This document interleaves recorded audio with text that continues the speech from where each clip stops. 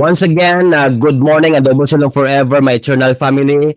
And this is session number 28 for this school year 2024 and 2025, our second trimester. Homiletics, the art and science of sermon preparation and delivery. By the way, I would like to greet all the professors that are here and also the BAMCore executives and advisors. Now we're going to talk today about guide on sermon preparation, making your desirable title, drafting your introduction, transitions on breaking lines, exegetical proposition, illustrative main and subpoints, driving your conclusion. Now, brothers and sisters, student, how many of you having so much difficulty in preparing a sermon? Taas ang kamay po. Be honest. Ayan, dami po, di ba? Ngayon, the question is that, do you know how to make sermon? Do you know that Filipinos, most of us here are Filipinos, we are very good in imitation. Do you know? We are a very great imitator. That's why whenever we see some great preacher on YouTube, on Facebook, and we try to, copy their style. We try to even copy the way they talk. Then we try to imitate the way they move. Am I right? And that's okay. It is not a problem, brothers and sisters, because I do understand na kailangan din nating magkaroon ng idea on how to do a certain, a sermon. But to give you some insight today, this is very important because in our ministry, we need to really know how to prepare a sermon, because it's hard for us, especially for those who are preaching and teaching every week. How many among here are teaching every Sunday, every week? Saturday and Sunday, taas ang kamay. Wow, Elder Felix, ayan. Wow. How many of you today are daily preaching and teaching? Ayan, wow. Halos lahat po siguro sa atin dito. That's why you are enrolled in this BAM Academy. And by the way, I would like to also recognize all the guests that are here. Yung mga Santos family, Pastor Jeffrey, Lopujam, and leaders. I would like to tell you that this homiletic subject is very important in our ministry and mission. It's very hard for us, especially when you are preaching weekly basis.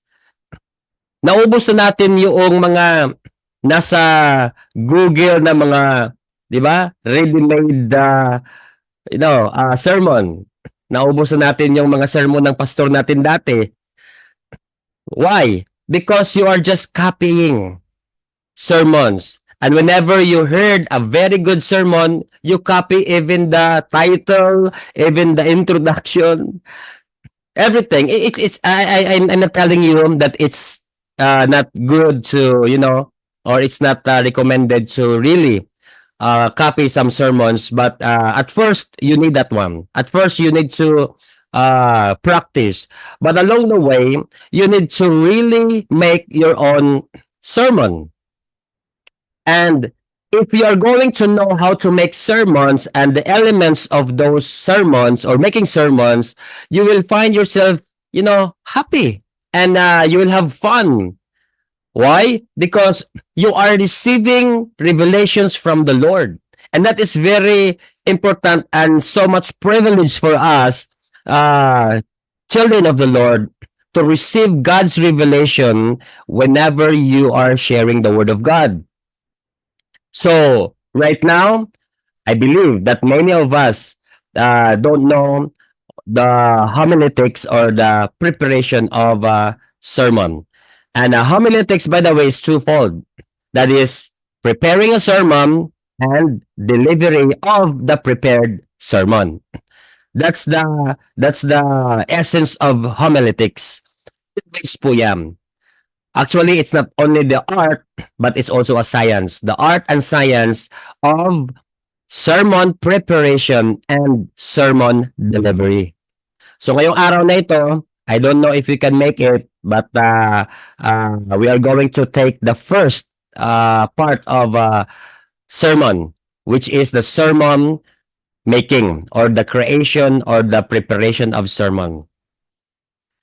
Marami po sa atin dito, you are preaching and you are sharing your life victories, di po ba? And whenever you are being asked, Pastora Miriam Hiray, Pastor Manolito, can you share the Word of God?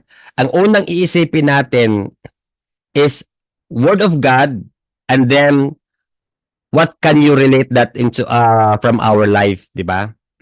Anong i-relate natin sa passage na ito? And that has to do something with what we call testimony. And many of us using our life testimony as our sermon. Because that's the thing that we are very good at. Yung life, natin, testimony.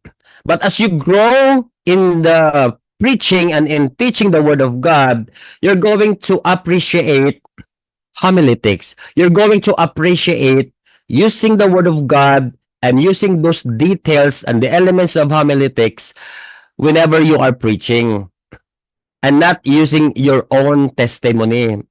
Ang hirap po, mga kapatid, mga estudyante, that you're going to use a certain, what you call this, you're going to use a certain way of preaching by your testimony every week na lang. Alam ng mga tao yung buhay ninyo, 'di ba? Alam ng mga tao kailan kayo ipinanganak. Alam ng mga tao ano ginagawa natin. Alam ng mga tao kung ano yung mga past natin, even our failures, even 'di ba? Memorize na ng mga audience for 1 year. You're always sharing that same testimony whenever you are preaching. It's okay. It's good for those people who just know you. But for those people who have been with you for the longest time, like around even 3 months, hearing the same testimony time after time, that will be too boring. Amen? Na wala na po bang ibang testimony dyan, Bishop, Pastor, brother, do you still have another testimony? Like a fresh one? Don't you know that this is good at first, but along the way, this has been a struggle for many pastors or preachers of not having an idea on how to make a sermon. And are you ready today? Bambi Chardal family, are you ready to learn all of these things? Amen po ba? Amen. Thumbs up po if you want to share. Wow, very good. Hello, Bishop Maffy, Pastora Carmen. So, maganda po yung mga effects po ni Bishop Maffy. Pareho tayo dyan, Bishop. Okay. Why understanding? Bakit po natin kailangan yung maintindihan ang Word of God? Because the fear of the Lord is the beginning of wisdom and the knowledge of the Holy One is understanding. So, sa Diyos lamang ang lahat ng papuri at pagsamba because we need to understand the Word of God. So ask God's understanding. It's the power of the Holy Spirit to have that. Hosea 4:6, my people are destroyed for lack of knowledge, because thou hast rejected knowledge. I will also reject thee, that thou shalt be no priest to me, seeing thou hast forgotten the law of thy God. I will also forget thy children.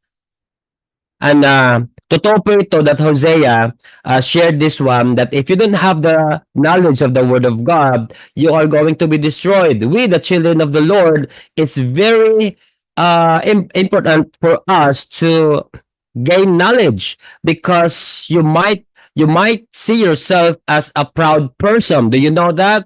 That if you memorize many verses and you learn in the BAM Academy, and you know most of the eschatological, principles, you know what will happen in the future, you know who will gonna be the Antichrist, you know who will gonna be what will gonna happen to nations in the end times. But if you don't have the understanding for all of this, you might find yourself too proud. And you will be one of those people who will gonna ask for a debate for other religious leaders, di ba? Na, anong nasa inyo? Sige, debate tayo. O, ganon. So, it is not really good for a person to just gain knowledge? Well, actually, what we're doing right now is gaining knowledge. Ito po yung ginagawa natin ngayon. We are learning. But you need understanding. Yun ang problema. Because when you don't understand what you are reading, what you are memorizing, what your skills, kasi itong science kasi, pwede nating maging skill ito eh. Kaya nga art and science, itong homiletics. If you know how to preach, if you know how to make sermons, and you don't have any understanding why you're doing that, that would make you too proud. Kaya nga po, knowledge can make your head, bigger and bigger. Diba? Lalaki at lalaki ang ulo natin. O kaya nga sabi nila, wear always your helmet of salvation para hindi lalaki yung ulo. Oh, di ba? And I would like to tell you that knowledge, ask God's understanding so all of the knowledge that you have got, so that if you have got understanding, you will see how important Jesus Christ in your life, and you will glorify Jesus in everything in you. So ito po yung pinaka-importante. See, Isaiah 5:13, therefore my people are gone into captivity because they have no knowledge, and their honorable men are famished, and their multitude dried up with thirst. 1 Corinthians 14:33, for God is not the author of confusion, but of peace. Importante po ito that we are going to know who is the author of peace, and it's God. And God is not the author of confusion. Every time you're confused, that's not coming from the Lord. So questions for today. Are you preaching what you want the people to hear? Saan po ba kayo dito? Are you preaching what others want the people to hear? What others want the people to hear? Yung una pala, are you preaching what you want people to hear? Gusto ko ngayon kasi wala akong pera, magpaparinig ako sa kanila. Yan ba tayo? Bato-bato sa langit ang matamaan, bukol. Are we this kind of people? Are we this kind of preacher? Galit ako sa kanya, magpaparinig ako sa kanya. Oh, forgive me. I love you. Nagpaparinig sa gusto mong maging boyfriend. Are you preaching on what you are going, what do you want people to hear from you? O, di ba? Nagmamakaawa ka. Number 2, are you preaching what others want the people to hear? Like gagamitin ka? Ito kasing gusto. Example, in-invite ka ni mayor, and then you are telling other people on what your mayor wants you to say. Your mayor will put words on your mouth. Is that the way you preach? Is that the motivation of your preaching? Like your mayors or any political people wants their agenda put in your mouth, and remember, we're talking about preaching, di ba? Habang nagsasalita ka, andyan yung barangay kapitan, andyan yung kahit na anybody. Believe me, it is very difficult for us to preach if you want to please someone. If not God, and if you want to please people, it's difficult for us to be appreciated. I tell you. Kasi limited lang po yung skill natin and our strength. But whenever you are preaching, again, I tell you, check your motivation, check your purpose. It must be coming from the Lord. And this is the basic of homiletics, so that you will never find, or you will not find yourself too hard for you to make a sermon and even to deliver that prepared sermon. So you need to check your motivation. Kumusta na po yung motibo natin? Kumusta na po yung purpose why you are preaching? Number 3, are you preaching on what you don't know? Ito yung mahirap. Diba, Bishop Maffei? Kapag hindi mo alam, pinag-preach mo, anong mangyayari yun? Lahat kayo hindi alam. It is same like a blind, leads all the blinds people. Like you are blind and then you're leading blinds. Mahuhulog po kayo niyan. Oo. Okay lang kung mahulog kayo sa mga pera. Pero minsan sa bangin yan eh, nahuhulog, di ba? So I want to share with you that you need to preach what you know and do not preach on the things that you don't know. But many people are preaching what they don't know. And this is really, di po ba mga estudyante? Sino bang nakatry nito? Ako po, nakatry na po ako nito. That someone asked me to preach this thing and I tried, but I don't know. But I pretend that I know. And it's very hard to preach things that you don't know. Do not preach if those things are still in your research, are still in your, dinidiscover pa ninyo yung mga bagay na yon. Unless the time that God will put in your heart that teach this matter, then teach those things. But again, there are mysteries, there are things that we don't understand, that is only God, and he didn't reveal those things, then don't disclose those things, di ba? Kapag hindi na-reveal ng Panginoon. Importante po that you are sharing things that you know, things that you have experienced. Yan ang pinakamaganda i-share. If you experience all of those things, that is those are the topics that are so powerful when you share to those people. Right now, for example, you are so in love with the Lord. Like yung first love natin sa Panginoon. How many of you experience yung first love ng Panginoon, di ba? Sige po, pakilagay po dyan yung heart emoji po. Yan, daming in love sa Panginoon. For those who are in love, have been in love with the Lord, yung first time when you receive Jesus, na yung you don't want, or you didn't like to go home, you want to stay at the church always. Di po ba? Tayo mga pastor, ay, ano ba itong batang ito? Dito na matutulog, dala na yung mga kumot at saka mga ulan. Itong leader na ito. How many of you experience those things? Ayaw nating gustong umuwi dahil 'di ba in love tayo sa Panginoon. We want always to listen the word of God, to the word of God. We want always to praise and worship because when we go home, problema po kasi aawayin tayo. For those na yung mama ninyo, di ba, papagalitan, and many of us don't want to go home because of some, circumstances that you can only find peace and, those bombs at the church. So, in love po tayo sa Panginoon. Whenever you share those moments, you're sharing about the Word of God at the top of your emotions, and then, may hugot po yan sa Tagalog pa. You are sharing your hugot sa buhay. Dahil in love kayo, we must get in love with the Lord. May hugot po yan. May power po yan pag mag-preach kayo that you are experiencing. That is why whenever you are experiencing difficulties in life right now, for example, there are prayers that haven't been answered yet, or there are, things, your project in the church that God haven't provided those things yet, wala pang provision, and then yet you are sharing the word of God to the people. That's so powerful because that is faith. Things that you cannot see, but you believe. The evidence of things unseen, di ba? Yung mga bagay na wala diyan pero nakikita mo na, and that's faith. And you're hoping for it.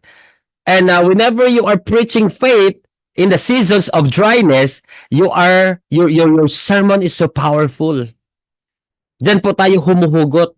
That is why, thank the Lord in every circumstances, because we preachers, we speakers, God wants to use in this season, in our time, whenever we preach to the people, whenever we teach them, dahil po may power po tayo, may hugot po yan. And it comes from the Lord, not coming from the people that want their message to be what? Put on in your mouth. Number 4, are you preaching on what the people already know? Mahirap ito. Di ba? You're preaching the same message again and again to the same people again and again because you don't know how to make sermons? That's the problem. Sabi ng pastor, leader, You already preached that last week. Tapos na po ba ito? Oy, pastor, i-check mo naman yan, tapos na. Di ba? Para hindi na maulit yung preaching mo. And that's the problem. And many of us, shared, experienced the same, this one. Ako po, na-experience ko na po ito. Ay, tapos na pala itong na-preach ko. Sorry ha. Yan na naman. Give me 10 minutes ha to make or to find another sermon. And that's the problem. You are sharing the same sermon or the people that they already know. Mabuboard po niyan. You will find yourself, yung ibang tao na nag-limit na ng ibang sermon. Why? Because you are already preaching the same sermon. It's be good for them to sleep. And if they sleep, they could dream the sermon of those great people. Pagising nila, ibang sermon ang nauwi sa bahay. So make sure that you are preaching the sermon that preach from the Lord. Though there are many sermons that they already know the topic, pero pag anointed new sermon from the Lord po yan, alam niyo po, it will be a fresh for them, revelation for them. Number 5, are you preaching on what the people want to hear? Ito po yung mahirap. Bishop, ang gusto lang namin, Bishop, iba kasi yung need ng mga tao at iba yung want. It's different, the need and the want. The term, the word need and the word want. The people want to hear those sermons like entertaining type of sermons, funny sermons, di po ba? We tend to like those types of preachers, especially yung charismatic type of preaching. Speakers. Sino po ba dito ang mga charismatic? Yung, hallelujah, in the name of Jesus, you're going to be, di ba? Yung mga ganun ba, mga high tone types of charismatic type of sermons. Like, your God is a good God and He will give you the things that you want, brothers and sisters in the Lord. May motivation pa yan. Hallelujah. Diba? Mga charismatic type of preacher. And that is very good. Actually, if you are a part of this homiletics, you are very good if you are doing it. Because that will make the people wake, di ba? It will not give a chance for a boring moments in your sermon. But meron pong mga transition po dyan sa end part na wag masyadong modulated ang voice natin. Yung end part lang. But at first, pwede yan. Mamaya po, when you are going to the heart of this homiletics teaching, you will find yourself so good. And how many of you having this type of sermon na yung parang sleepy type of sermon, di ba? Good morning, brothers and sisters in the Lord. How many of you today that are so grateful to our God? Kung ako ang nakinig sa iyo, Pastor, ba't hindi ka grateful? Whenever you say grateful, you must smile. Diba? How many of you today are grateful? Just a little bit, even your voice, so low and slow. But at least smile. Diba? But you cannot just change the personality of a certain person. Like, you must be a fast talker. Hindi po natin masasabi yan because there are many of us today, like mga pastors natin ngayon, that they are very good at it when they are, slow to talk, like word by word, may emphasis. And there are different types of speaker po according to your personality. Next week po, I believe Pastor Danny is going to talk more about the gifts of the Spirit, and it has to do something with our personality. Kasi yan po ang dissertation ng ating minamahal na Professor Danny Gutierrez. And our personality really matters. Don't change your personality like you're going to copy Bishop Hall to be like this. No, it's me. Ganito po ako.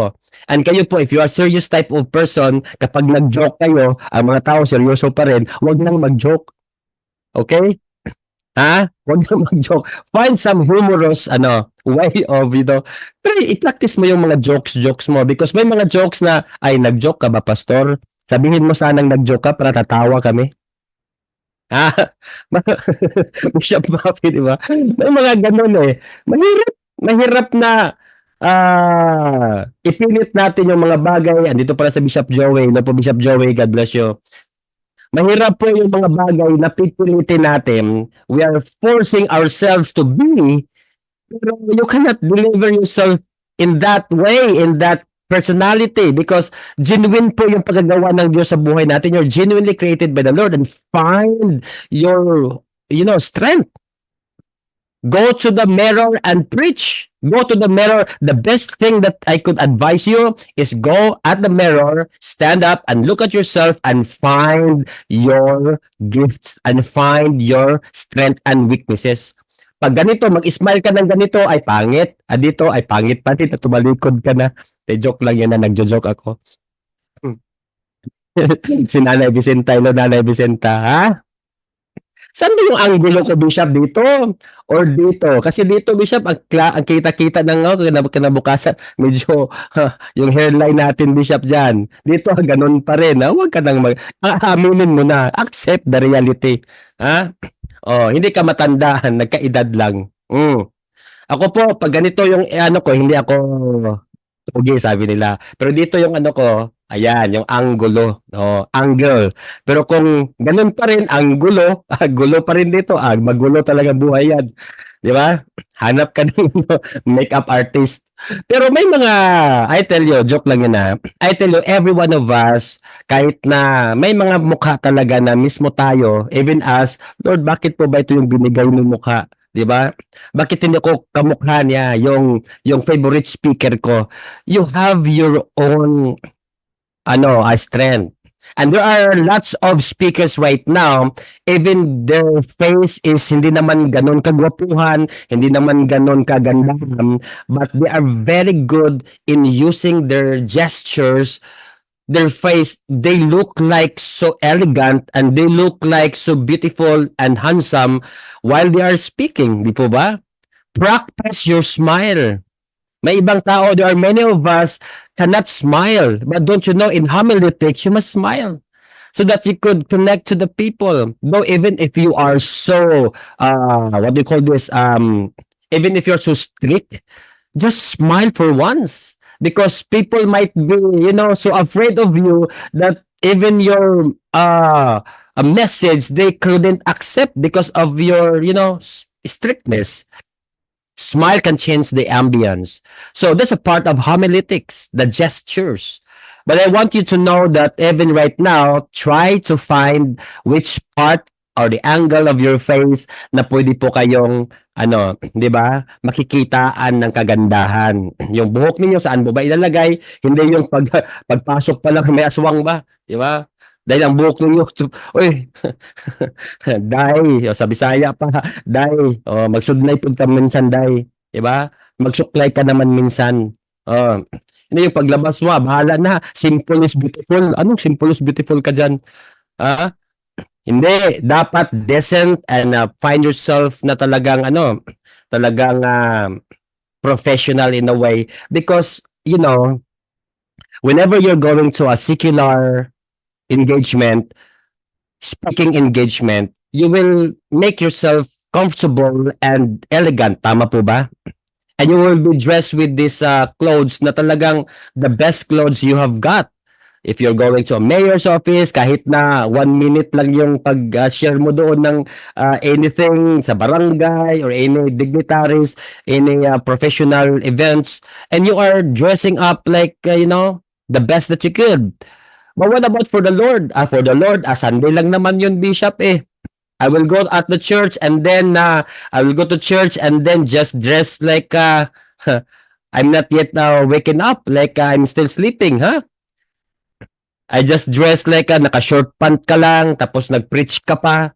I'm talking about preaching, okay? I'm not talking about yung just going to the church. Even so, you must also dress well. But if you are a speaker, don't just dress the clothes that you think it's not best for you. But again, do it in with relevant to what is the ambience or the environment of the place that you are speaking with.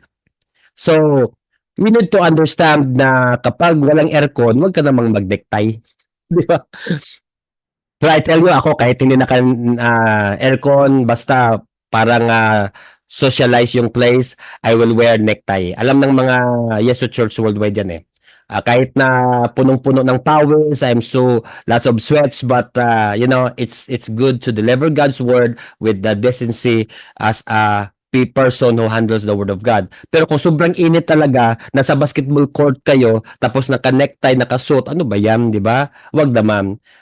Just be flexible and put it in the right, place, yung attire po natin. Question. So which one of these you have experienced? Meron po kasing number 6 eh. Ditong number 6, ito po yung pinaka-importante. Are you preaching what the Lord wants the people to hear? What the Lord wants the people to hear?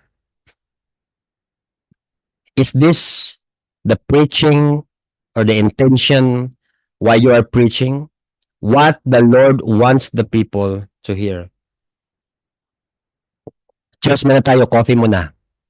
Cheers. You need to have an intention, mga estudyante. The intention that only God, only the Lord's voice and revelation should be delivered to the people. So do you need a solution? Hermeneutics is what you need. So many of us struggled, and even this time, you have got these things in your mind, how to really make a sermon.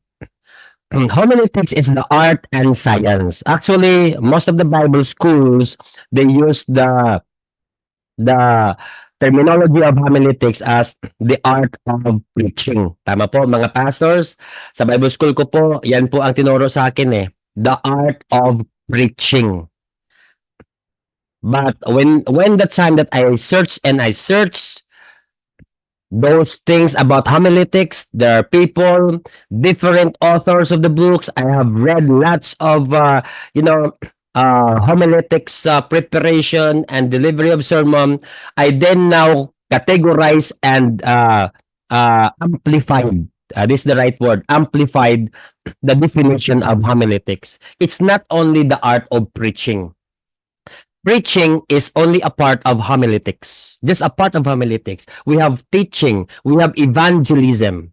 So those are a parts of homiletics.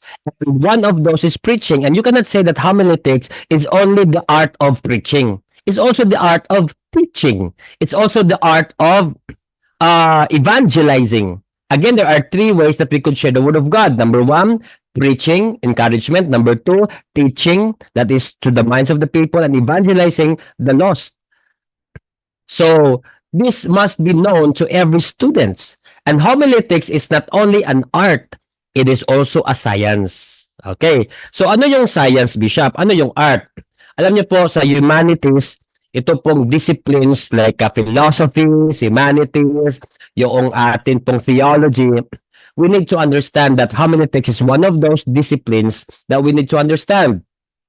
Homiletics art. Bakit art po siya? It is an art because it can be developed. It can be designed. It can be conceptualized. It can be innovated. An art for it is subjective in its nature by expressing one's imaginative potential. Bishop, pakitagalog, Bishop. Iwan ko paano pag Tagalog nito, pero para sa akin po, in a basic understanding ko, pwede natin pang ma-develop or babaguhin yung preaching natin. Yan lang siguro ang pagka-understand natin eh. Dahil ang homiletics is an art. You can develop it. You can improve yourself. You can maximize your potential of preaching, of sharing. Kapag nagkamali ka dito, walang magsasabi sa yung mali because that is an art. That is the way you share. So that is homiletics. You can develop, you can innovate, you can terminate something and then add or change it to another way that it could bring satisfaction to the listeners. So it's very important for us to know that homiletics is an art. And indeed, it is. yung mga imaginative potential natin, di ba? Like, you are planning to share the word of God with all the possibilities of high technology. You're going to use technologies so that you can bring a very good, sermon. And that is how you conceptualize. You can design it whatever you want it to be. So that is an art. Next is science. Ano po yung science, Bishop Carl? Sorry. It is a science for there is a system and structure that must be understood and followed. It is objective in nature for its systematic principles of preparation and delivery of the sermon. So medyo complicated konti dahil ang science po is a system and structure na susundin mo. And if you violate some of its principles, you are going to experience some consequences of it or mistakes kumbaga. Ang science is objective in its nature because kailangan mong gawin ang sistema. It doesn't come from you. It comes from a system outside yourself. So, in preparation, there is a science in homiletics, in preparing a sermon. Meron siyang sistema. And if you're not following the system, you might find yourself in a difficulty of sharing the word of God.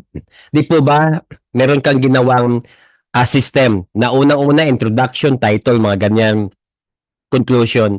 And then if you don't follow those, nauna yung conclusion, eh paano na yan? You are destroying the system. So, if you don't follow conclusion agad, mga, di ba, pagpasok mo pa lang, mga kapatid, if you don't listen to the word of God, you're going to die today. Ganun ang introduction mo. Okay lang sana if it is a part of your taglines or yung pagsimula. But if you are concluding already, how could you conclude if you haven't shared the sermon yet, di ba? So, difficult po yan na maintindihan. Kung you're not following a system, then it would be a disaster in your sharing the word of God. So remember, it is science and art. Pero many times, science is or does not agree with art. Art, most of the time, does not agree with science. Kaya nga po, yung theology, di ba? Bachelor of Art in Theology po yan eh. Hindi po natin pwedeng masasabing Bachelor of Science in Theology. Di ba? Kasi in art po, we can develop our theology from time we are learning. Pero if you, mga mechanical engineer, yung mga engineering, it's not an art. Because engineering must be a science. Kaya Bachelor of Science in Mechanical Engineering in ano bang mga mga science, chemistry, mga chemical, ganyan, criminology, yan. Bachelor of Science po yan. Why? Because that is already a system. But if you violate the system, magkagulo po yan. Tulad ng sistema ng electronics, di ba? May negative, may positive. Ako po, electronics communication engineering po ako. Undergrad nga lang ako. Fourth year college ako sa engineering of electronics. Alam ko po yung paggawa ng mga AC/DC. Yan, kapatid ko, mechanical engineer din si Pastor Jerome. Alam niyo po, whenever you are going to fix a certain equipment, yung mga electronics, kapag ang negative and positive, tawag ito, opposite po yan, and then, biglang nabaliktad mo, sunog po yung mga electronics equipment. Sino po bang mga engineer dito? Taas ang kamay. Mga engineering po. Ay, marami pa lang mga engineering. Oh, engineer, ayan. Di ba? Mga engineers. That's why it is a science. Because you need to follow system. You need to follow mga diagram po yan. Mga i-follow natin. Mga diagnostic method. Kung hindi mo po i-follow yan, nako, sisira at sasabog po yung mga electronic and electrical equipment.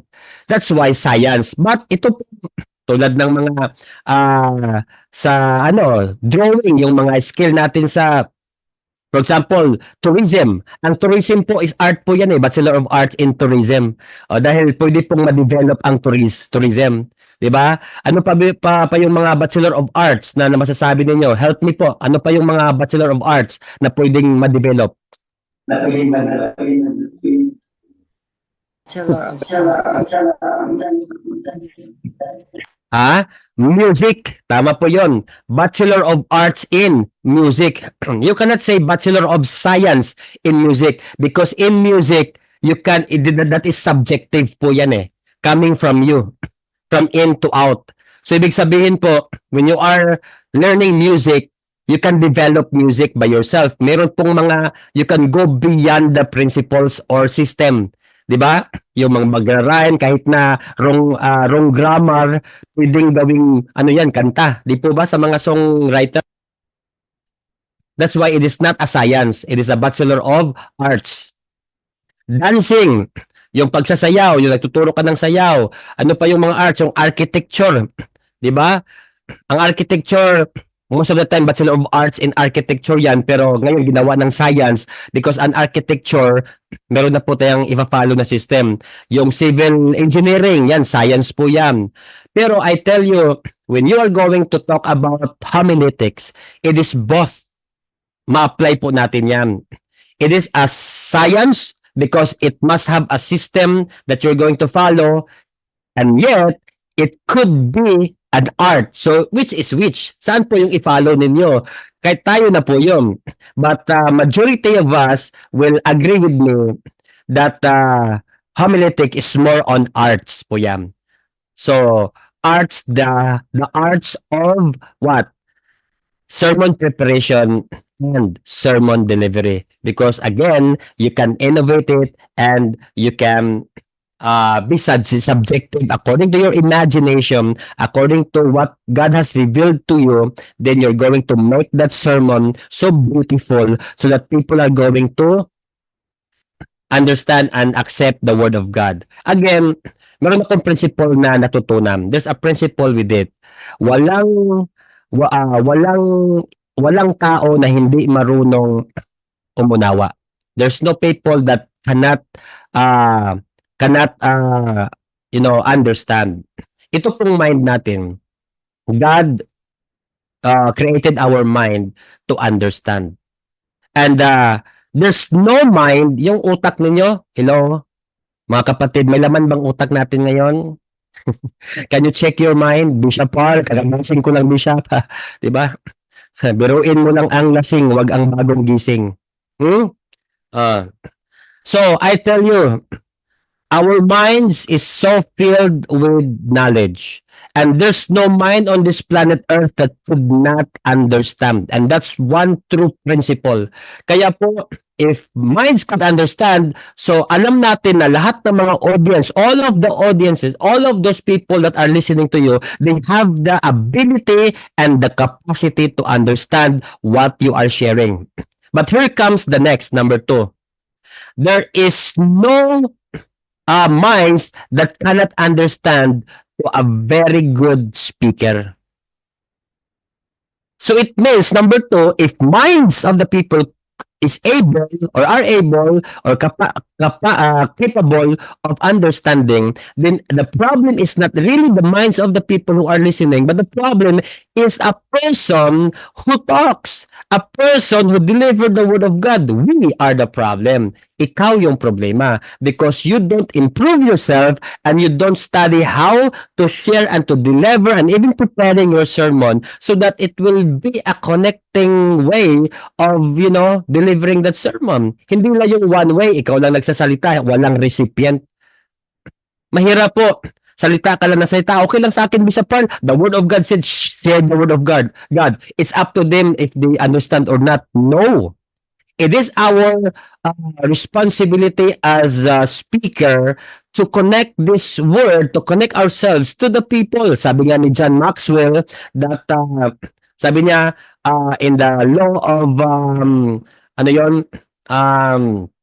The law of E.F. Hutton. Ayun. The law of E.F. Hutton. Sabi niya, the true leader speaks, people listen. So, matupad doon sa isang, ano niya, sa isang law niya, the law of buy-in. Ano lang yung law of buy-in? People or listeners are going to buy you first before your product. Ibig sabihin, people are going to look at the speaker, how you relate to them. And there are many people who are preachers but they are not communicators. 'Di ba? The word there is communicate. You are not only just speaking. Kaya nga po, whenever you are assigned a speaker, you must be a communicator. Because a speaker must be a communicator. If you are just a speaker, you are just a mouth that is opening there at this on the stage and nobody's listening to you. If they are hearing you, but they are not listening to you. Amen po ba? And you will find yourself, failure. You will find failure when you talk. Why? Because people are just roaming around, people are just talking at each other, or if they listen to you, they are sleeping already. 'Di ba? Kulang na lang nga kumot at unan O, 'di ba? Because you need to communicate to them. You need to touch their heart. Sabi pa ni Maxwell sa leadership teaching niya, touch the heart first before you ask for the a hand, yung kamay. Before you ask them to do something, you must, touch the heart. Because it's easy for a person to work with you if they are already, what? Inspired of you. Amen po ba? O, sige na nga. O, cheers muna for Jesus. Open your microphone and say, Amen. Praise the Lord. Amen. Praise the Lord. Amen. Praise the Lord. Amen. Praise the Lord. Amen. Mahirap ito. 200 plus students tayo dito. Ako lang nagsasalita, ha? Di ba? Oh, minsan kayo naman, ha? Patuloy po tayo. Mga communicators, okay, right now, I'm going to instill in your mind that you are not only a speaker, but you are a what? Communicator. You must communicate. And communication is not a one-way process or event, but it is a two-way communication. Someone is talking and the other is listening or receiving.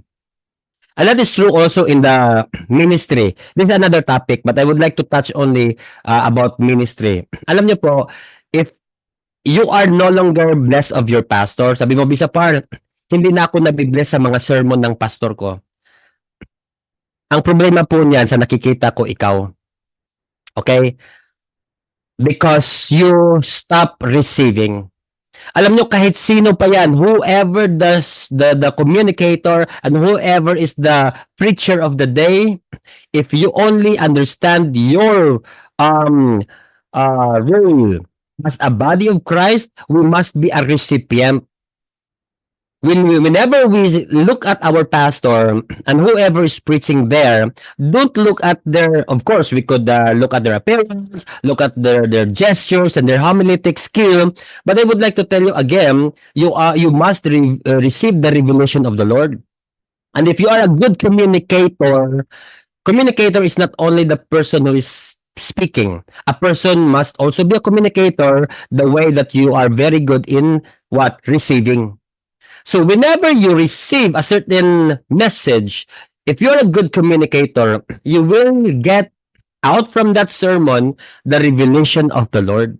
And it's a two-way process. Someone is preaching and someone must also receive. That's why body of Christ, tayong mga leaders of the church, tayong mga members of the church, if someone is speaking at front or in our front, you must what? Receive God's revelation. Huwag yung, grabe naman si pastor, papalit-palit, pareho lang na mensahe, no? Even that's the same sermon, again, we as the communicator of receiving the word of God, we could still filter and we could still out from that sermon, we could still get the revelation of the Lord.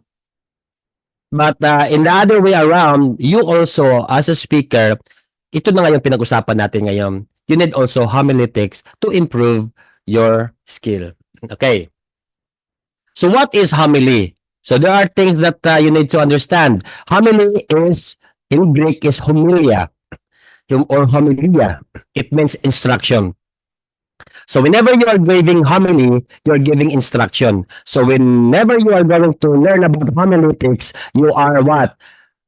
Learning how to give instruction. And what is where does that instruction come from?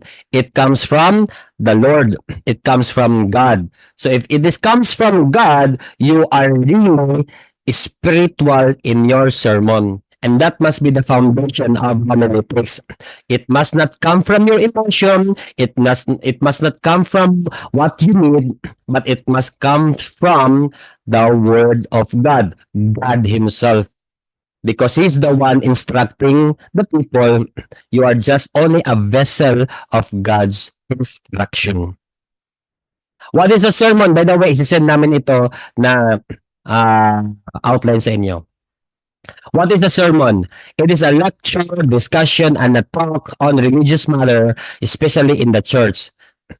So pag religious po yan, ang tawag po dyan sermon. You cannot use a word sermon if that is not a religious matter. Okay? Usually, it is used in the church. So ano pong sermon natin ngayon? You cannot say nga, hey, nasa politika, di ba? O meeting ni Avance. Okay, ano pong sermon natin dyan, Mayor? Ano ba yan? Walang term na sermon sa Mayor. Unless a Mayor preaches. Diba? Kung nag-speak yan sa church ang mayor, sermon ang gagamit na kasi religious matter po yan. But it is a discussion, it is a lecture, even you are just discussing a certain idea. Yung mga friends lang ninyo, di ba?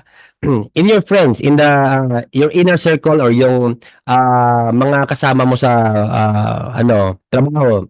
And even your barangay friends ninyo. If you are sharing something from the Word of God, even it's informal discussion, don't you know that you are already giving them a sermon? That's why it's very good for us to learn the homiletics way because in a way that whenever they are asking you, ano po bang religion ninyo? Christian ako. Born again.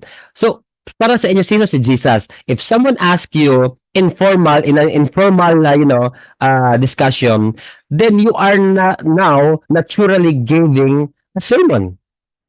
So think about what you will learn today because this will definitely help you the way you share to them the Word of God. The problem right now in the body of Christ that we have this difficulty of sharing even an idea about a certain topic, di ba?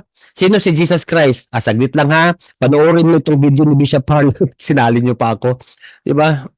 Wag na, ikaw na. Ikaw na ang mag-share. O, saglit lang. May isi-share ako si Bishop Harl. O, minsan nga, nag-chat yung mga nagko-comments doon. Ako nang inaaway, ha? Dahil sa inyo. Pero okay naman yun. Walang problema yung mag-share. I-share nyo yung video ko. Yung mga, isipin mo, umayos ka. O, yun, maganda yun.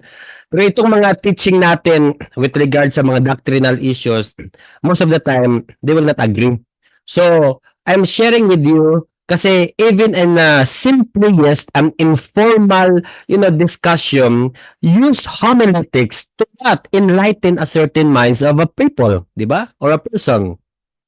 Kailangan nating ituro ng maayos. Hindi yung, bahala na, basta yan lang ang naintindihan ko Di ba? Tapos ang huli niyan, suntukan naman kayo, kung ayaw mong maniwala. Ano ba yan? Pagkatapos yan, wala na ang kaibigan. Ha? Usually yan pong nangyayari kapag religion na ang pag-uusapan. Whenever you talk about religion, that's the problem because you are going into a debate, not a healthy discussion. Whenever you use homiletics in your simplest and informal discussion, people are going to be enlightened and they will love to listen to you the most or more, time that they're going to ask from you. So that is very good, insight that a homiletician must be. So ano ba talaga ang homiletician? Right now, all of you are considered a homiletician because you are learning homiletics. Amin po ba mga homiletician? Amin muna when I'm drinking coffee. Cheers. Saglit lang, hindi ko na-open yung unmute. Okay, amen! Amen. Amen. Amen. Amen.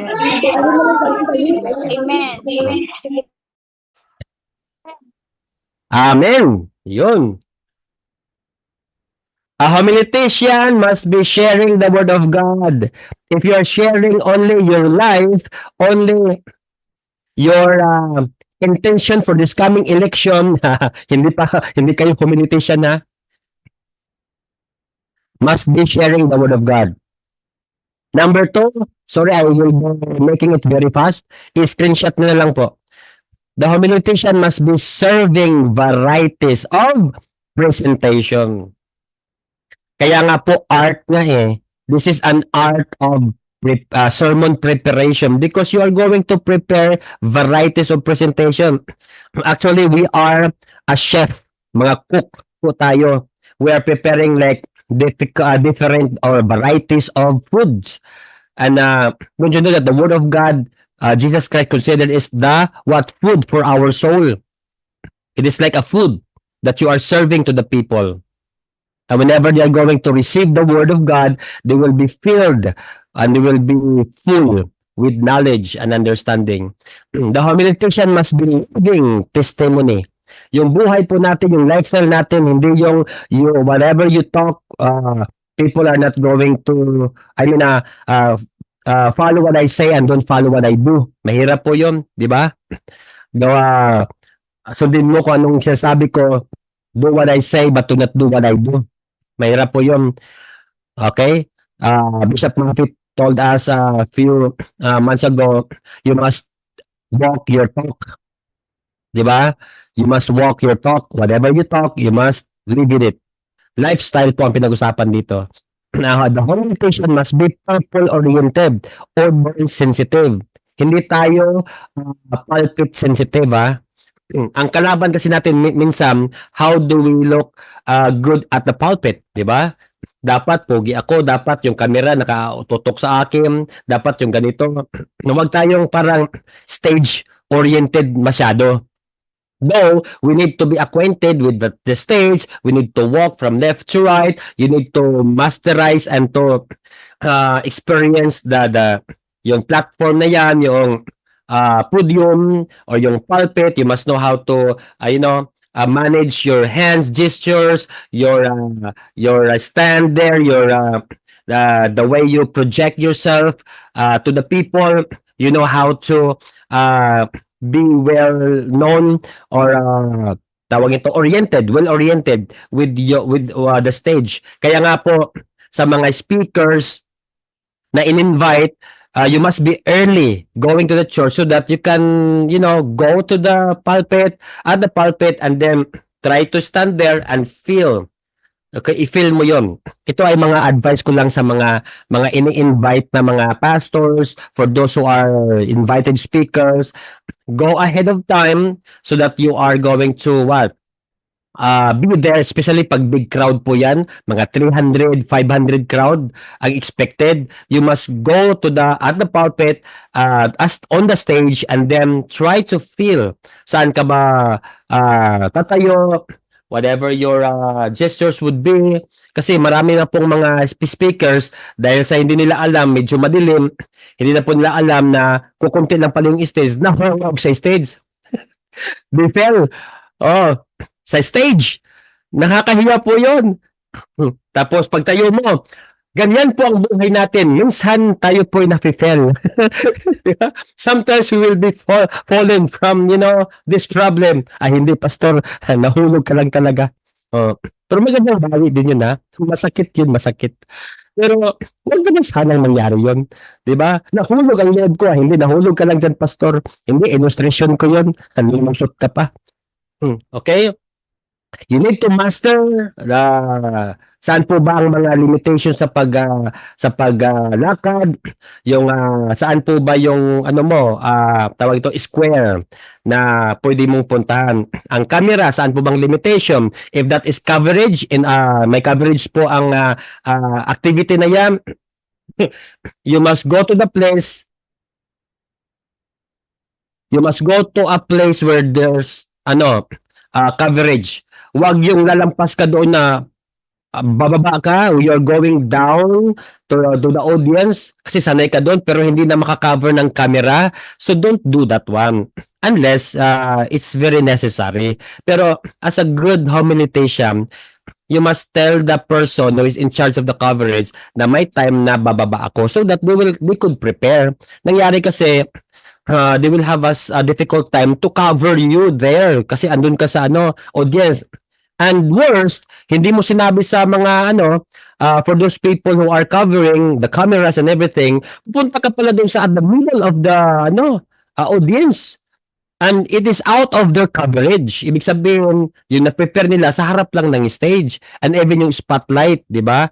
I'm talking about bigger audiences, yung 300, 500. You need to, value this matter because you don't need to ruin or destroy or distract a certain activity because of your own or personal style or design of the way you preach. That's good homiletics, pero consider this also as a part of your preparation. Amen po ba? Okay, so kailangan po natin yan. So dapat people-oriented tayo, audience-sensitive. Aside from the stage, we need to understand ano yung emotion ng mga tao, how these people are feeling right now, how these people right now are thinking, what are they thinking, ano yung sa isip nila. You must relate to what their needs. At first, kailangan natin po yan. Next, preparation, anointing of the Holy Spirit. Kapag may preparation kayo maganda, plus the anointing of the Holy Spirit, because as a speaker, you need to ask the guidance of the Holy Spirit. That will be, in total, equation po niyan, a powerful sermon. Wow. Preaching versus teaching. Naturo ko na ito. Sermon. Preaching focuses on the heart. That's why encouragement, exhortation. Here, galing po yan sa word na preach, di ba? Encourage, convince, exhort. Yan po ang mga synonym ng preaching. You are exhorting to the heart, encouraging them to continue serving the Lord, to continue having faith with God in God, and to continue in what? Doing mission. Teaching focuses on the mind. So teaching, learning, yan yung mga synonyms niya teaching, learning, conveying one's information. Yan po ang mga synonyms na or with regard to teaching. Mind po yan.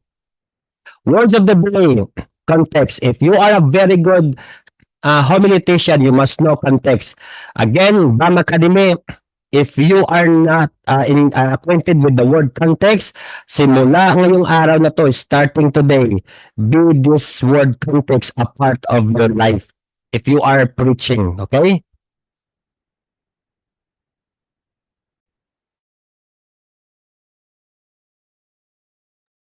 Okay. Bible context is understanding both the words surrounding the biblical passage you are studying and the environment, history, culture, and literary devices used as well. So, kailangan natin merong understanding sa sinabi ng Biblia and the environment, history, culture, and whatever they are using on that passage, in that passage. So, ano bang sinasabi ng context na ito? Para kanino? To whom it is said, to whom this word is instructed or was instructed. O kanino galing? Who is talking? Ang Diyos ba o ang tao lamang? So you need to investigate a passage so that you could get the context out of it. So ang konteksto po importante because if you are using a passage outside the context, you are really out of the context and magulo na po ang inyong sermon yan. So you must share the word of God in context. So dapat meron din tayong hermeneutics. Okay? Well, I taught you already hermeneutics but in November I think meron tayong hermeneutics na naman. So understanding and investigation or interpretation of the word of God. But right now, context is a very important word for us to understand. Exegesis or exegete. It is a Bible-based interpretation, seeing things in the eyes of the author. Hindi yung gagawa-gawa tayo ng sarili nating interpretation. You must be exegete in everything. So yung exegesis, that is noun. You must be exegete. Ang exegete is a person. So you must be exegete. Okay? And in your preaching, use exegesis way of interpretation. So, yung Bible-based tayo. If God says that one, don't change that because of your own motivation, your own purpose. Gusto mo silang ganitong sasabihin. For example, yung Jeremiah 29:11, hindi po pwedeng magagamit sa birthday parties yan eh. Mga birthday celebration, no. Jeremiah 29:11 must be in context na dapat tayong gamitin for those people who are under the chastisement of the Lord. Those people who are under the correction and consequence of the Lord. Kasi po ang Jeremiah 29:11, the word Jeremiah, yun po ay under punishment sila. But God said, out from that punishment, God knows the best for you. The plans to prosper you and to give you a good future. Di po ba? And it was during that time, it was a comforting words from the Lord that don't worry, in spite of this, consequences that you are, or the punishment that you are experiencing right now, Israel, I have still my good plans for you. A plan not to what? Destroy you and to harm you, but a plan to give you a good future, a plan not to harm you. Though in the eyes of the Israel during that time, they were confused, Lord, what happened to us? But God said, this is the punishment because of your idolatry, because of your sin, and you are punished for many years. So that was the instruction of Jeremiah, and that is in context, that you must use that context to those people who experience the same punishment too. I mean, if they are under punishment and under the consequences of the Lord, like may nagawang kasalanan, na-punish ng Panginoon. So sasabihin mo, Jeremiah 29:11 says that what? God is not harming you. God knows what's best for you. Amen? So you are in context of what? Delivering that word. Not to the birthday celebrant. May punishment ba ang birthday celebrant? Celebration yun eh. Di ba? Do not use the word Jeremiah 29:11 to a birthday celebration. Amen po ba mga guilty dyan? Amin mga guilty. Oh. Di ba ako? Guilty din ako dyan. Nagamit ko rin yan out of context. But if you have done that one, try to learn.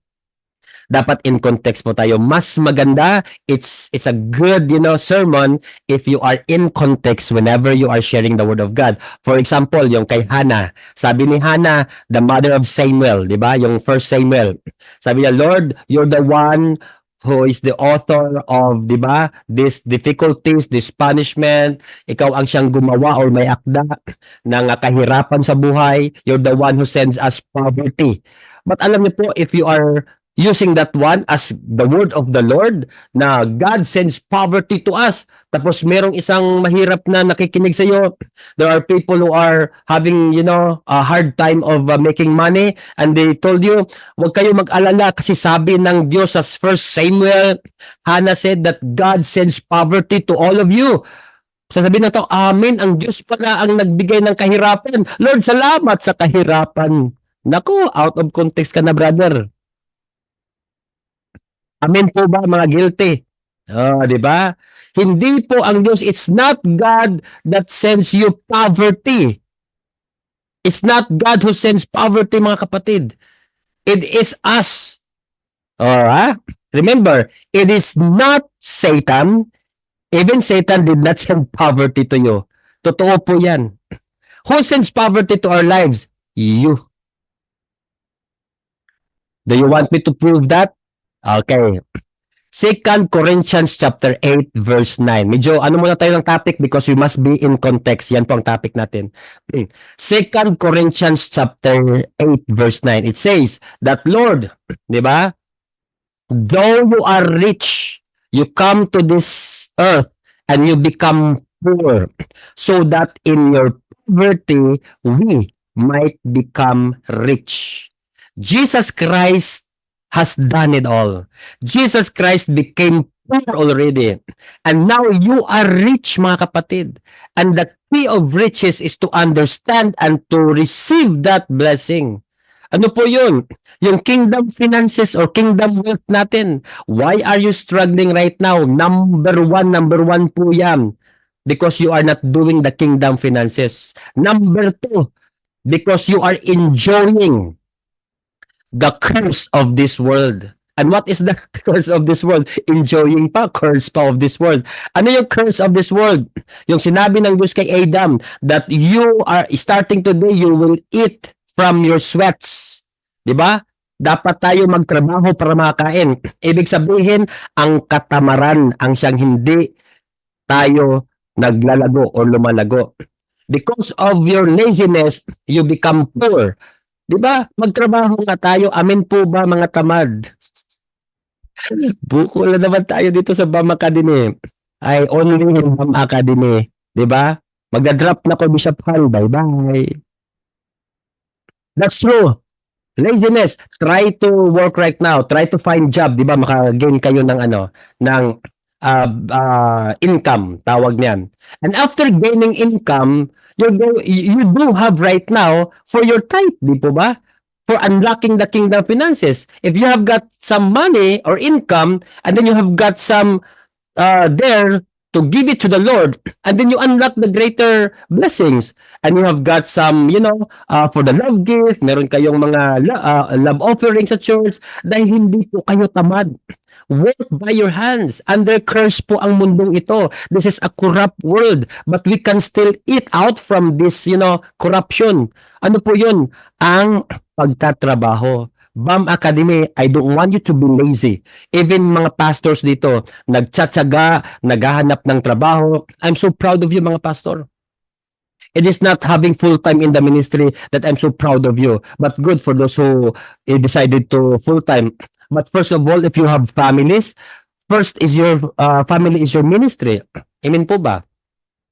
If you have got children, don't let them suffer because of your decision. Work, magtrabaho ka nga, di ba? Ako dati, I tell you, pastor na ako before.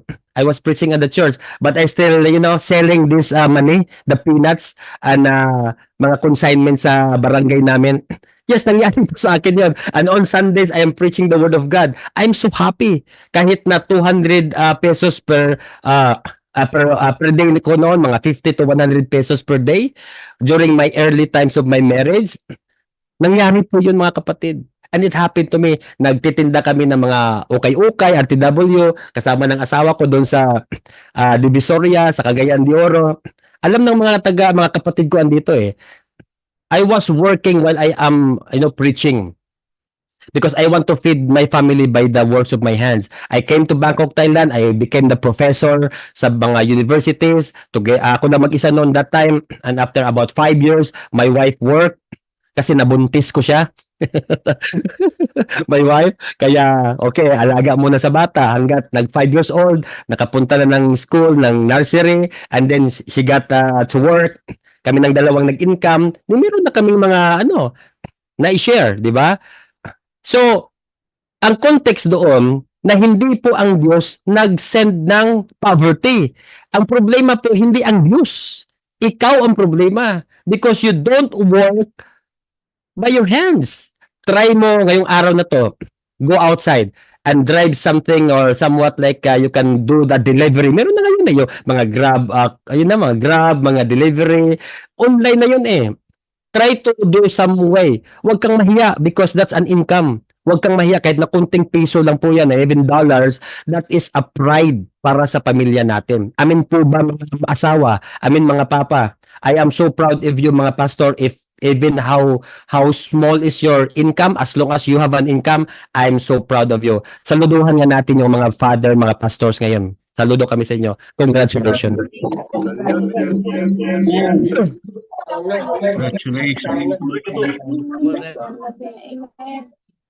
Ang BAM Akademiko, it is not only theological, it's not only theory, but this is also a practical teaching po natin.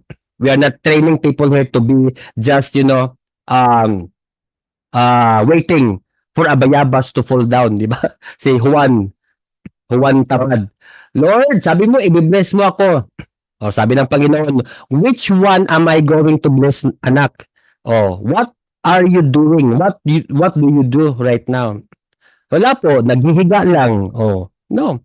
But if you are preaching, that's already work for the Lord. It's not a job, but it's a work, di ba? Because whenever you are serving the Lord, it is your work. God gave us work, not a job. Alam niyo yan?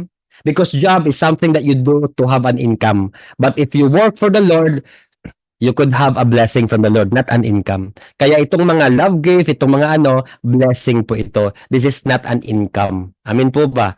Kaya po, I'm so proud of the people also that are preaching the Word of God full-time. Nako, grabing faith po yan. But again, if you have some in your family, hindi pa kayang mag full-time, try to find some income, mga kapatid. This is very important for you.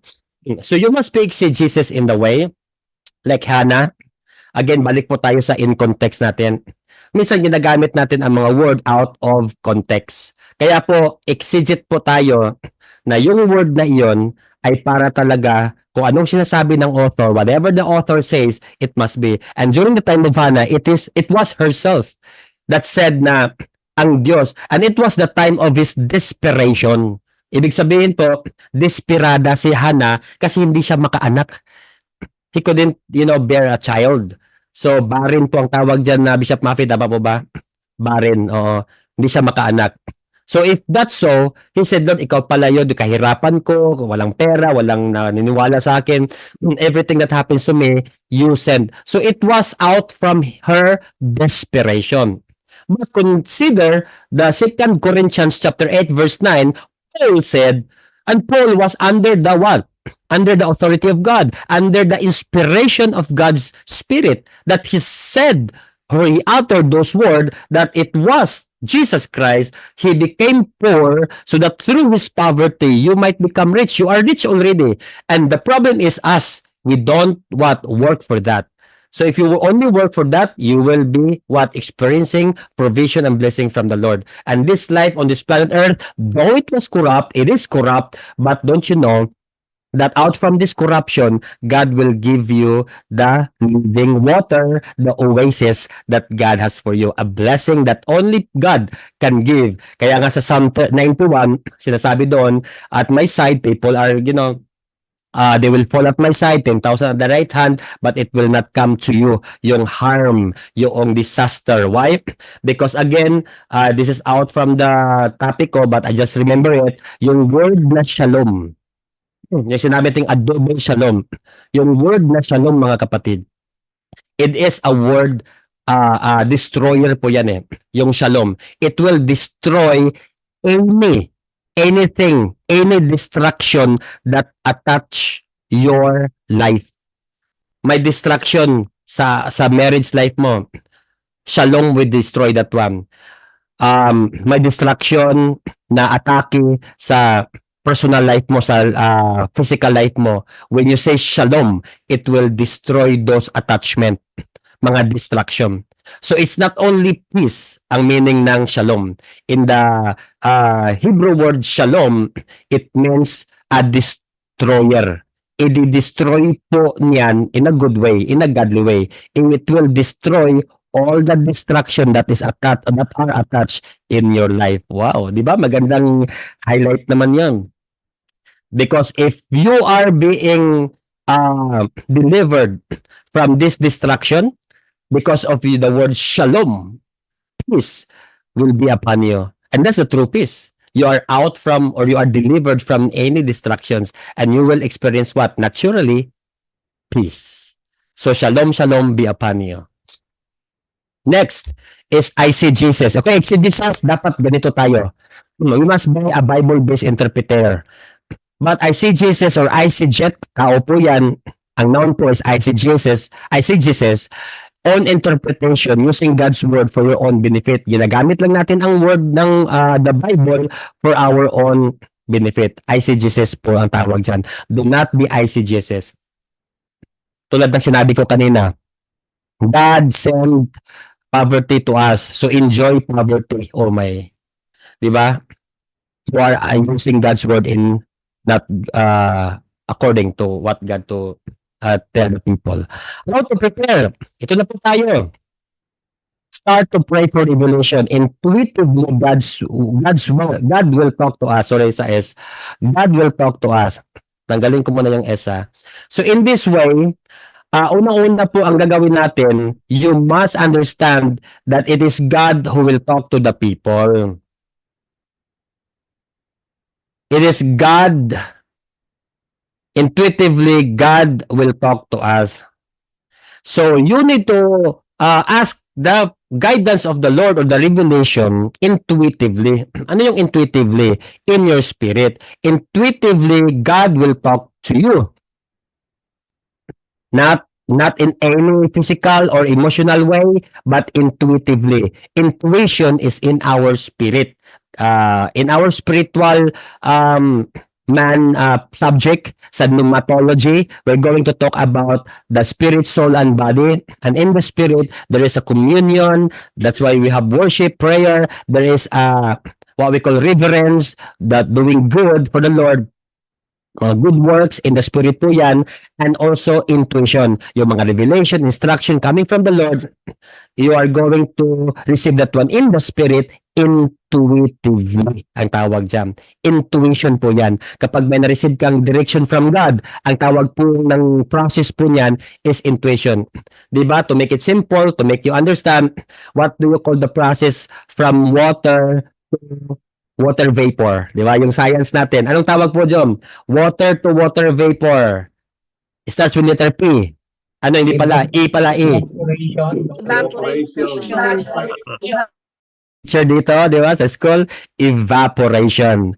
What do you call a clouds, a water vapor, a condensed water vapor, a water vapor into a cloud, yung makondensya, di ba? Into, anong tawag dito? Anong tawag sa clouds sa science?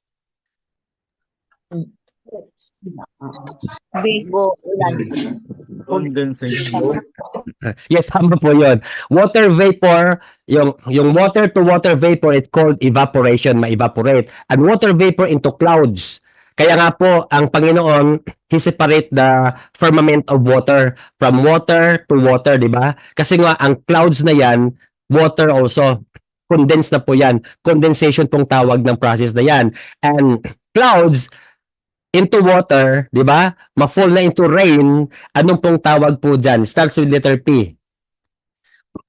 Precipitation. Yon, mga teacher, enjoy ko ngayon precipitation. Di ba may process po yan? Precipitation. Ngayon, the process of God giving His revelation, giving His instruction, giving His direction to human spirit, what do you call that one? Intuition. Ang bilis ni Apostle Rose, di ba? Intuition. Okay, alam na natin 'yon. Intuitively.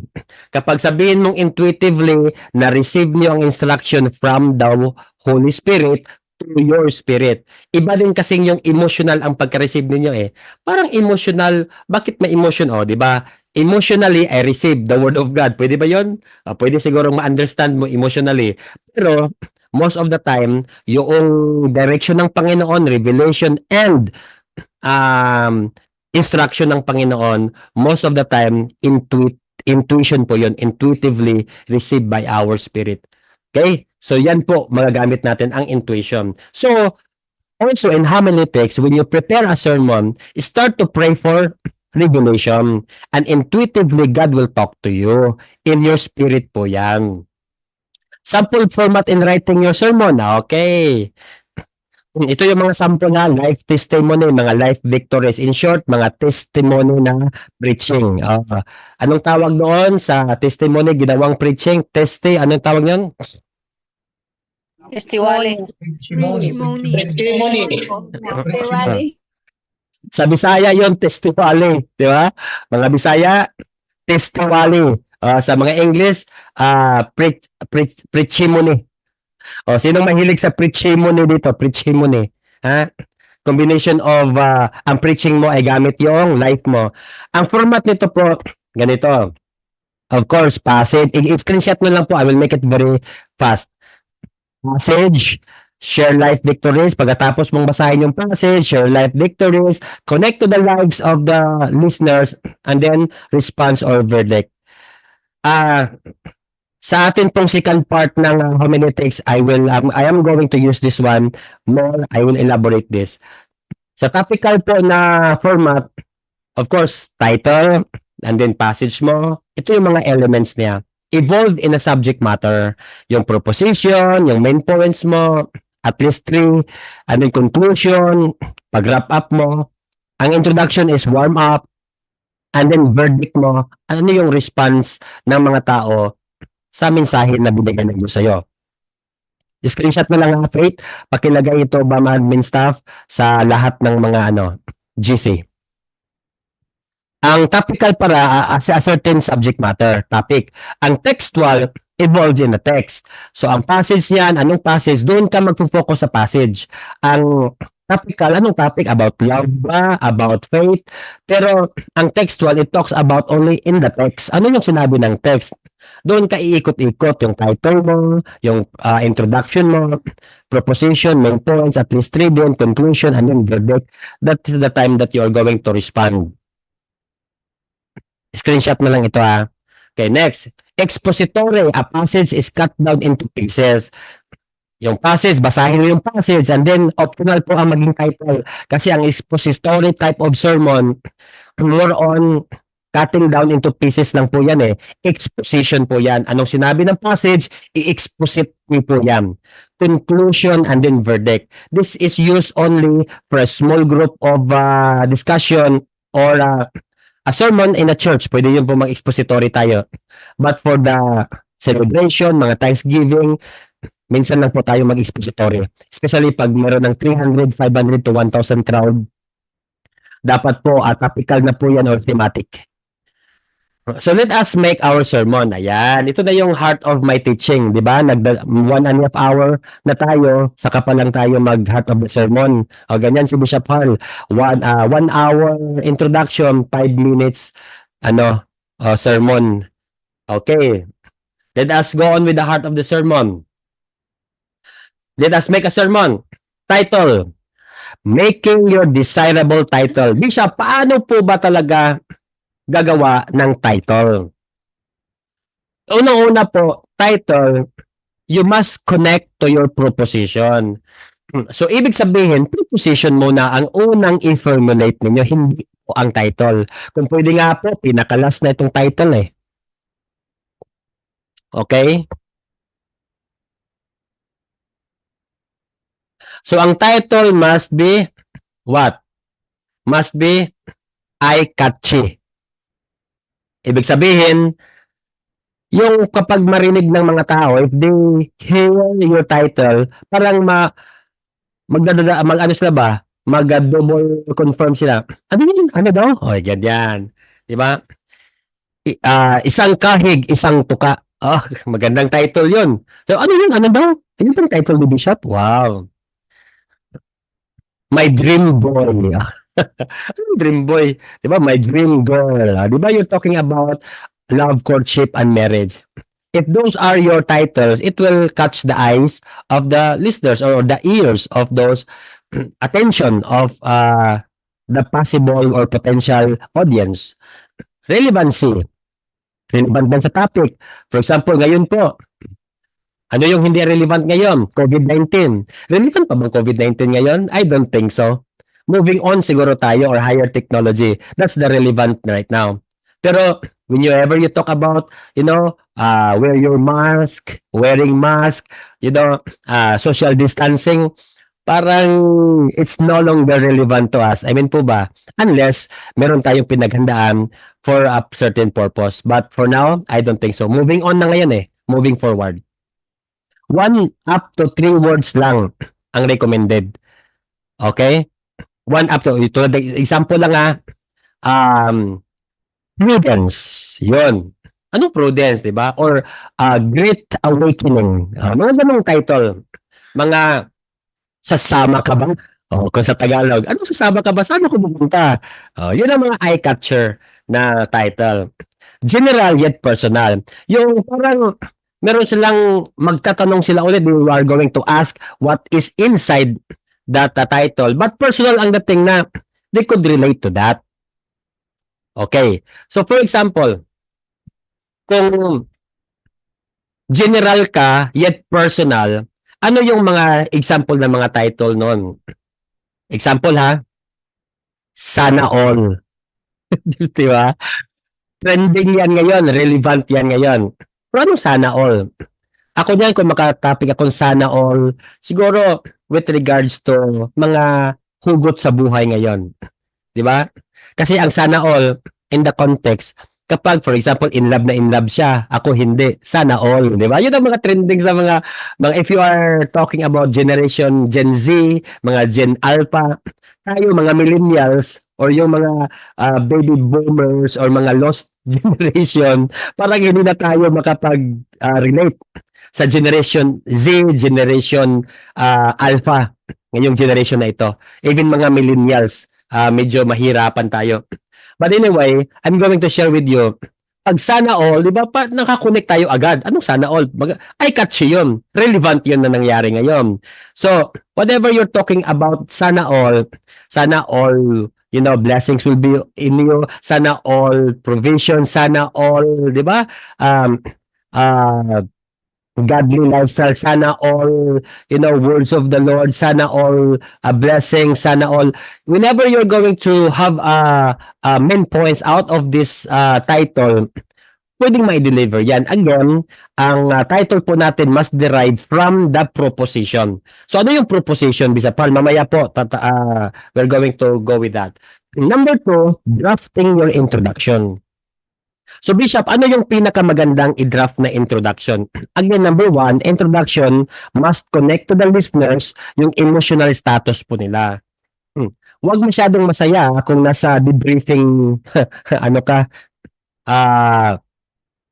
event, di ba? Or activity. Shock yung mga tao from gera, from tatawag nitong typhoon or mga victims ng mga landslide, mga sunog, debriefing. You are asked to encourage them. Tapos, ang emotional nila so low, so down. They were so, you know, having difficulty in life. Tapos, ayun ka, tumatawa ka lagi. No, you cannot do that one. You must empathize yourself to them. Kaya connect to the listeners. Ang introduction mo naman, yung connected sa kanila. But and yet, you're going to warm the environment up. Number 2. Instead of telling, be with them in their emotions, try to find some ways na pwede mo silang maidala into the emotion that is uplifting. Kaya nga po, kailangan mo ng warm up ng konti, di ba? Mostly fun stories, number 3, or real life examples na mag-example ka, buhay ni Manny Pacquiao, buhay ni in the Bible, siguro si Joseph the Dreamer. Pwede mong i-example yun as introduction so that they will be carried from their low emotion into uplifting one. Number 4, calling some people inside, yung nasa loob nun, before or during, siguro magtanong ka, anong pangalan mo sister, anong pangalan mo brother, what's your name? And then along the way, while you are preaching to them, you're going to call their names. That will connect to them during the introduction. And then fast or medium speed, voice, high tone. Recommended po ito na pwede kang mabilis, pwedeng medium speed, voice, high tone. Ang suggestion ko po, during the introduction, do not lower or Do not go into a lower speed of your voice. Yung magandang umaga po sa ating lahat. Hindi po ganun dapat. Dapat warm. Dapat ang speed po niyan high talaga. Or a maximum speed. Tulad ng magandang umaga po sa lahat mga kapatid. Ayun. How are you doing today? How are you doing? Smile. Kumusta po tayo ngayon? Though kahit na low in emotion sila, pero warm up the environment. Good morning sa lahat po na andito. Alam po natin na nangyari ito, but I would like to tell you, bilisan ng kunti ang speed ng voice ninyo. And make it a higher level. Kasi ang kung nasa graphical tayo, ang sermon po natin dapat sa title introduction po yan, mabilisan po yan and high tone. Hanggat pababa po yan until sa low tone and lower tone and lower speed po at the end of your sermon. Sa huli niyan, magiging ganito na. So alam na natin mga kapatid, you know already how God transformed our lives. You know already how God loves you. See, ganun na ka slow. Emphasis in every words. Yun po ang homiletics. Follow that system. Again, it's an art depending on your strength kasi pwede pong mabilisan, depende po din sa giftings ninyo. Pero ito po yung sistema. Either you make it an art or you make it a science. Sa akin po, ginawa kong science ito because a system na kasi. Mabilisan ng konti dito sa pagsasalita, fast words, fast, high tone dito sa umpisa at the beginning, and then slowly, gradually, minimizing, and the speed will gradually be lower down. And then your tone also, paikli ng paunti ng paunti. And then at the end, you are already whispering to them, loves you. And then the room will be quiet. The room, they're going to ask for, reflection, and then God is going to intervene and to talk to them. And that is a very good homiletics. Sitong po yan, if you want it as a science. Now, fun, at first, yung introduction ninyo, some stories, breaking the ice, yung warming up, kailangan nyo silang i-warm up. So yan po ang introduction. Do it whenever you are preaching, and then you will see people are going to enjoy the learning, enjoy the sermon. Transition, yung mga breaking some lines. Make a gap between parts. Yung from the title into introduction, may gap po yan. Huwag yung parang mabilis ng mabilis. People must understand kung saang part ka na. People must understand and they must know na introduction na pala ito, title pala ito, passage pala ito. Baka na-connect, di ba? Huwag mong i-connect. O, di ba? Tulad ng nanay namin dati, yung lola namin. Okay, makinig kayo. Yung lola ko, Channel 12, si Sharon Cuneta at si Gabby Concepcion, nagmahalan. Tapos, ang nanay ko, biglang umalis, tapos bumalik, na-change channel na Channel 2. Biglang umalis si Sharon Cuneta pa rin, pero umalis na, di ba? May problema na. Sabi ng lola ko, bakit may problema na? Ganito pala yung nakonect sa Channel 7. Na-change yun ang channel. Di ba? Huwag mong i-connect agad-agad. Baka tulad ng lola ko, iba yung naintindihan niya. Bakit ganun, di ba? Hindi. You are going to have a transition. People must understand that you are connecting between lines. You are connecting between two elements of homiletics.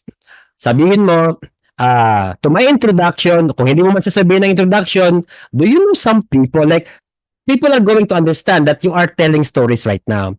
You must have some gaps between lines. Ibig sabihin, for example, the title of my message is, Do You Love Me?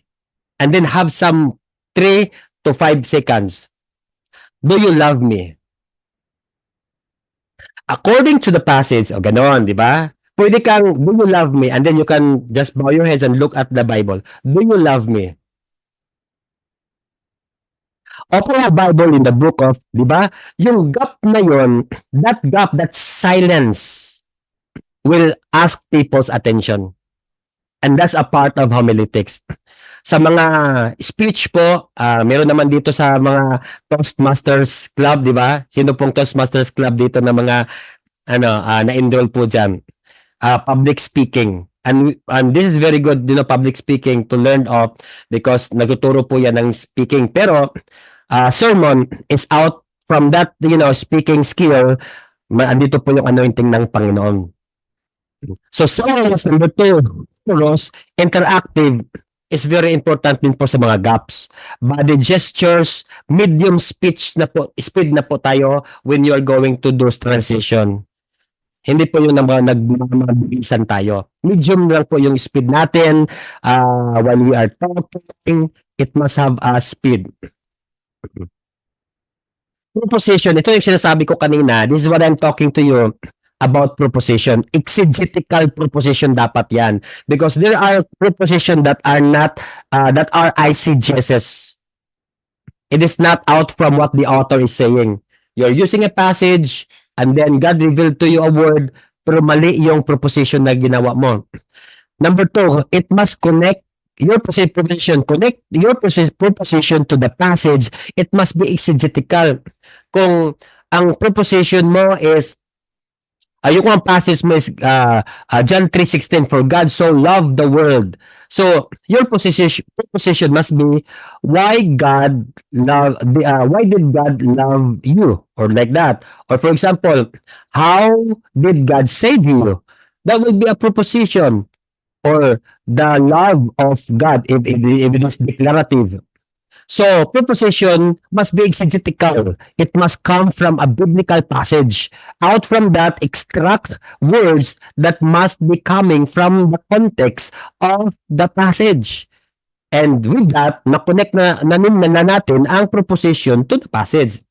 And number 3, declarative, interrogative, or hortatory. Ibig sabihin po, sa declarative type of proposition as statement po. For example, the love of God.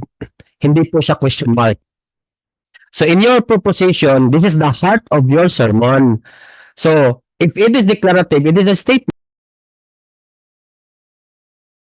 If it is interrogative, it is a question. For example, how did God save you? How did God forgive you? Or how do you forgive others? Number 1, di ba nga doon? So, ang proposition ninyo must be interrogative because it is questioning. Pero if it is hortatory or hortatory type of proposition, it is to exhort. Parang convincing siya. Parang encouraging siya. For example, do you want to be saved, or do you want to enjoy God's blessings? Oh yeah. Or 5 benefits of salvation, or 5 benefits of having a spiritual life, or having a healthy spiritual life. So if that's a part of a hortatory proposition, it is encouraging, it is exhorting, it is convincing. Like sa proposition nyo pa lang, it is already convincing. You are convincing other people. Do you like mga ganon?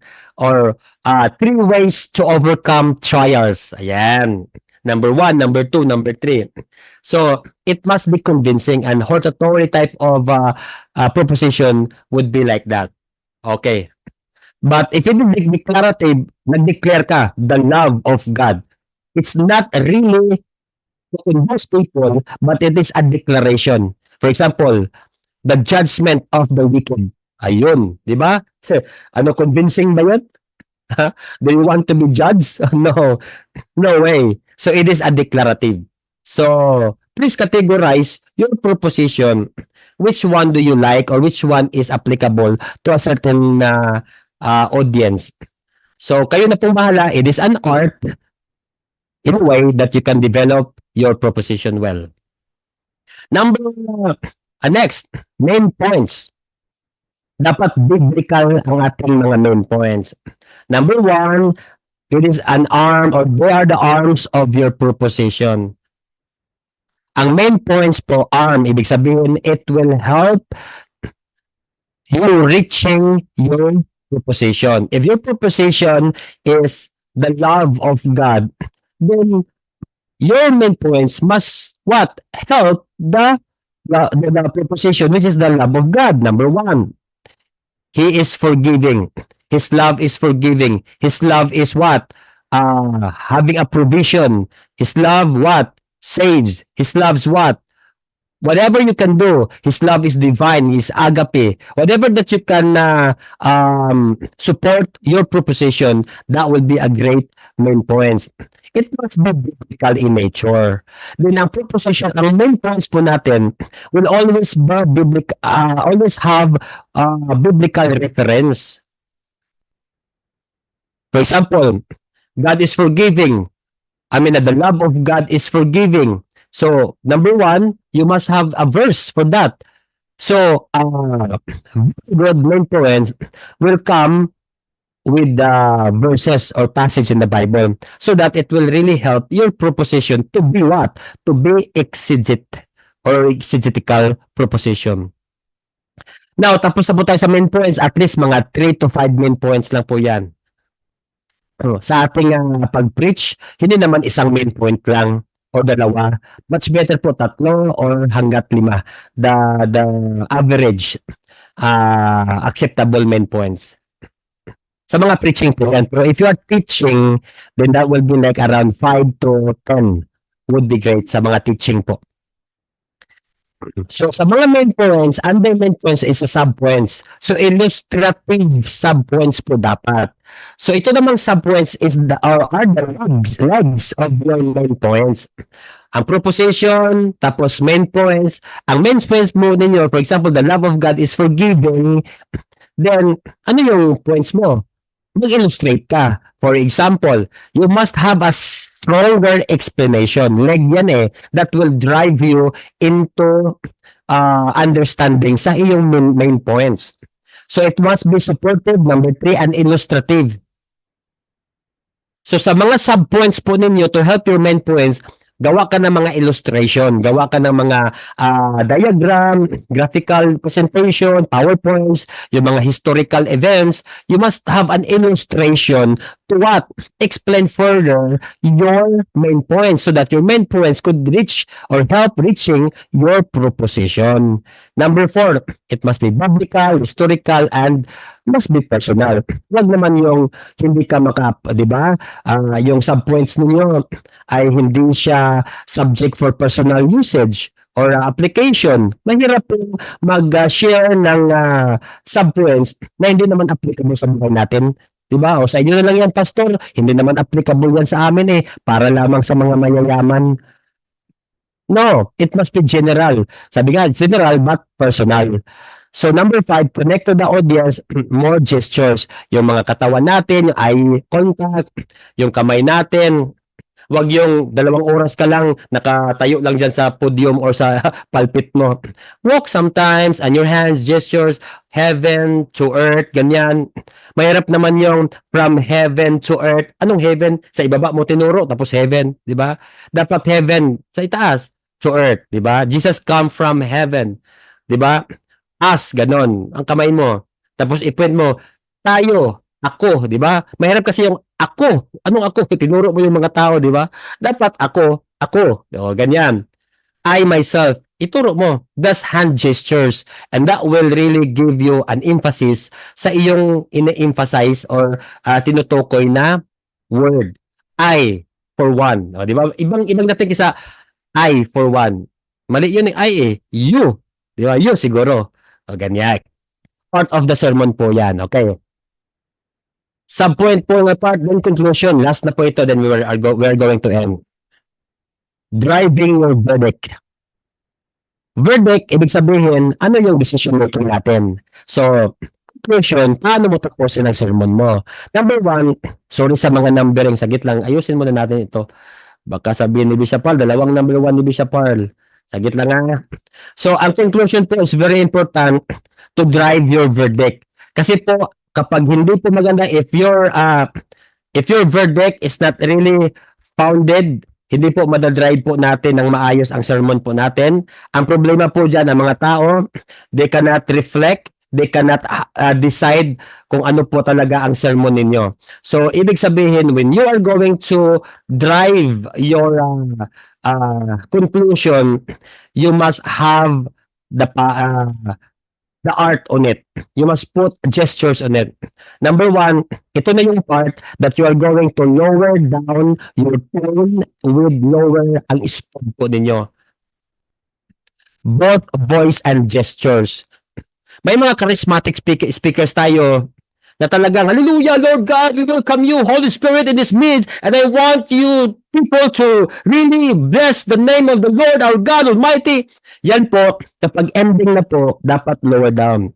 Brothers and sisters in the Lord, though although you are modulating your voice, but compared to your start, it must be in a way of lowering and the tone and the speed. Yung gestures natin, dapat hindi ka na masyadong kumikilos. You don't need to move fast, okay? And the voice must be very low so that the more or the lower your tone, the lower your speed, that is a sign of being serious on what you are telling to the people. Amen? So, the lower the tone, the lower the speed, the better, because the seriousness and the sincerity of your of conveying the message is present. Number two, seriousness is very essential. Huwag kang katawa sa conclusion mo. Please. Whenever you conduct your conclusion, unless it is a humorous speech. Pero kung you are preaching a certain sermon, it must be a very personal and number 4 po, reflection and personal recollection po yan. More eye contact po tayo. Titingnan natin sila. The more tayong titingin sa mga tao. At first, yung mga introduction, mga main points, you can look at the Bible, look at the general crowd. Pero during sa conclusion, driving your verdict, you must look at the eyes of the people. Kahit na po sila ay yuyuko na yung ulo nila, they're bowing down their heads, and they're crying already, or they're just looking at you, whatever their gestures, you must look at their eyes. Or connect to the people who are looking at you. Connect to them. And then personally talk to them. Ask the recollection and the reflection. Number 5, pointing all emotions to Jesus. So ito po yung usually nami-miss ng mga tao. Whenever you drive your conclusion, ang problema po dyan, hindi na po tayo masyadong nakakonect kay Jesus eh. Medyo na-highlight natin yung emotion ng tao. Pinapaiyak natin sila masyado, no. But point all emotions to Jesus. Sabihin mo, don't worry, brothers and sisters. Jesus Christ, comfort every one of you through the power and the might of the Holy Spirit. And then during this time, number 6, prayer and decision making. Help the people to decide. For example, ganito, brothers and sisters, you know the Word of God already. What is your decision today? How will you gonna make your decision? When you love God with all your heart? Will you forgive others as you forgive? Will you forgive others as God will forgive you? Would you act like Jesus did? It is a high time right now to decide, because whatever you decide today affects your future. You can cry out to the Lord. You can spend time with the Holy Spirit, but yet you need to see yourself deciding for the glory. Diba? Parang ganun ba? Parang the more, the slower your voice, until sa time na parang mag-whisper ka na, like the glory. And then during that time, you must have a microphone very near to you. Why? You're not just, playing their emotions, but you are bringing their emotions to Christ. And if that's so, magandang conclusion po yun. That is how you drive the conclusion. Na seriousness, and you can ask the music team to come on stage or a guitar to play with you, and not too loud na hindi ka na maririnig. but a certain background lamang. Music team, remember this, you must support the message or the speaker. The more yung sa huli sa conclusion na part, wag yung masyadong malakas yung music. Make it sure that the word or the preacher must be heard by everyone compared to your keyboards or to your guitar. Tapos slow lang talaga yan. Hindi yung mabilis na mga songs, kundi kung pwede mga tawag ito, mga synthesizer or what we call that one, mga harmony, meron ng dual music po yan. Yung mga strings na ang gagamitin, strings with piano, pakunti-kunti lang, so that you can drive your conclusion properly. Verdict moment po ito. Ang verdict, di ba, ang decision making. Pag ang jury magbigay ng verdict, di ba, sa mga justice, okay, what's the verdict of the jury? And then the court judge will say, this is our verdict, di ba? So ano yung verdict? Do not lose the conclusion. Many of us preaching or sharing the word of God and then left the studio, left the pulpit, left the stage hang. Na parang, God bless you and that's the word of God today. And then thank you very much. Palakpakan ng mga tao. Okay naman yun sa mga humorous speech, but whenever you are going to deliver the word of God, may conviction talaga yan eh. Meron talaga yung verdict, meron talaga yung decision. Kasi may proposition tayo. If you have got proposition, ano yung sagot nila? Ano yung response nila sa proposition mo? Are they going to take that one? Are they going to take the challenge or not? So you need to have a conclusion. You need to have a very serious demanding the verdict or demanding their decision. So, yan po ang tatawag nating reflection or tatawag ng iba, yung tatawag nila nga mag-relate sila, ano yung masasabi nila sa mensahe ng Diyos. And it is you who is going to drive that one by asking them or by helping them with a statement na, if I were you, I will decide for the Lord. Because Joshua said, as for me and my house, we will serve Lord. Di ba? Parang i-whisper mo na yon. Parang slowly na. And then after that, mga kapatid, let's give the Lord God's glory and honor. Palakpakan po. Mga ganun na. Pagkatapos mo nang gawin yung seriousness and the verdict, saka mo pa lang silang ipapalakpak, and then people are going to be blessed emotionally, physically, mentally, and spiritually. Palakpakan po natin si Jesus Christ, mga estudyante. Praise God. Amen.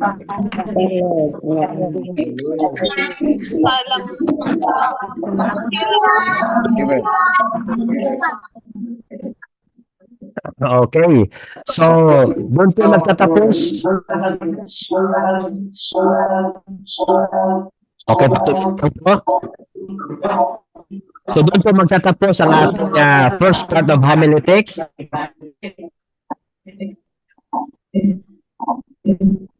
Okay, mute lang po. Okay, yan. Agit lang nga.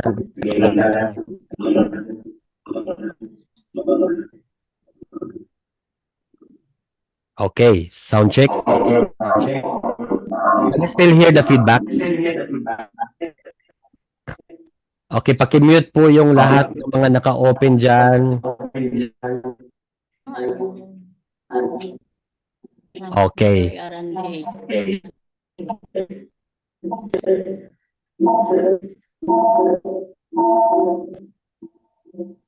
Okay, hallelujah, praise the Lord, hallelujah, praise the Lord. Okay, are you good? So right now po, we just finished our first part, yung preparing a sermon. So you can make everything and a little bit of delivery of the prepared sermon. And our part 2 will be delivering a sermon na. So kanina po, I'm just telling you how to prepare a sermon, find some notes there. Yun ang i-consider natin, what to say, what to prepare, yung proposition, yung pinakauna, passage muna. kukunin sa Panginoon yung revelation and get the passes out from that revelation, and then get the make the proposition, and from that proposition make your main points and sub points, and then lastly your title. Pinakalas na yung i-make yung title ninyo, and consider all the things that I have given you, and you will have a perfect sermon. And I pray to God na itong pong topic natin ngayong araw na ito could help you in a way that you could develop your preaching skills. Magandang araw po sa ating lahat, and a double shalom forever. Palakpakan po natin si Jesus Christ.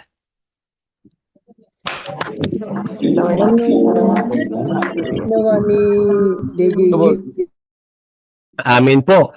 Hallelujah. Parang nakasanayan na yata Bishop Mafi na parang we love the way you reflect, and we love the way you end our session. May we ask po Bishop Mafi Barcelon for this reflection po sa ating and closing prayer na rin po para sa ating lahat. Bishop Mafi, are you there?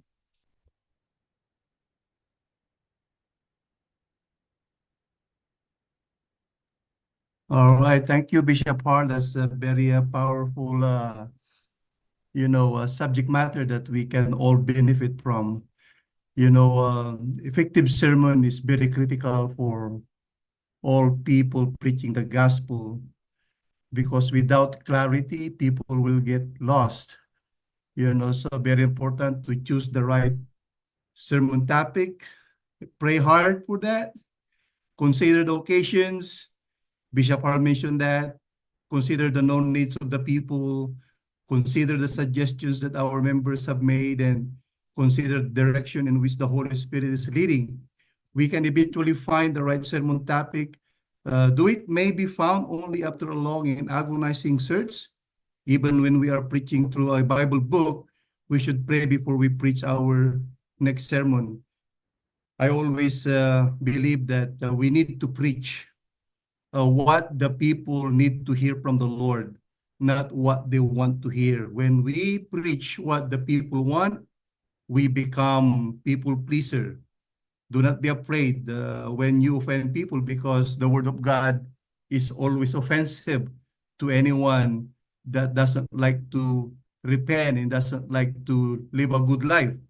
But anyone who wanted to change and have a transformation, no matter how offensive the word of God is, they will willingly accept, embrace.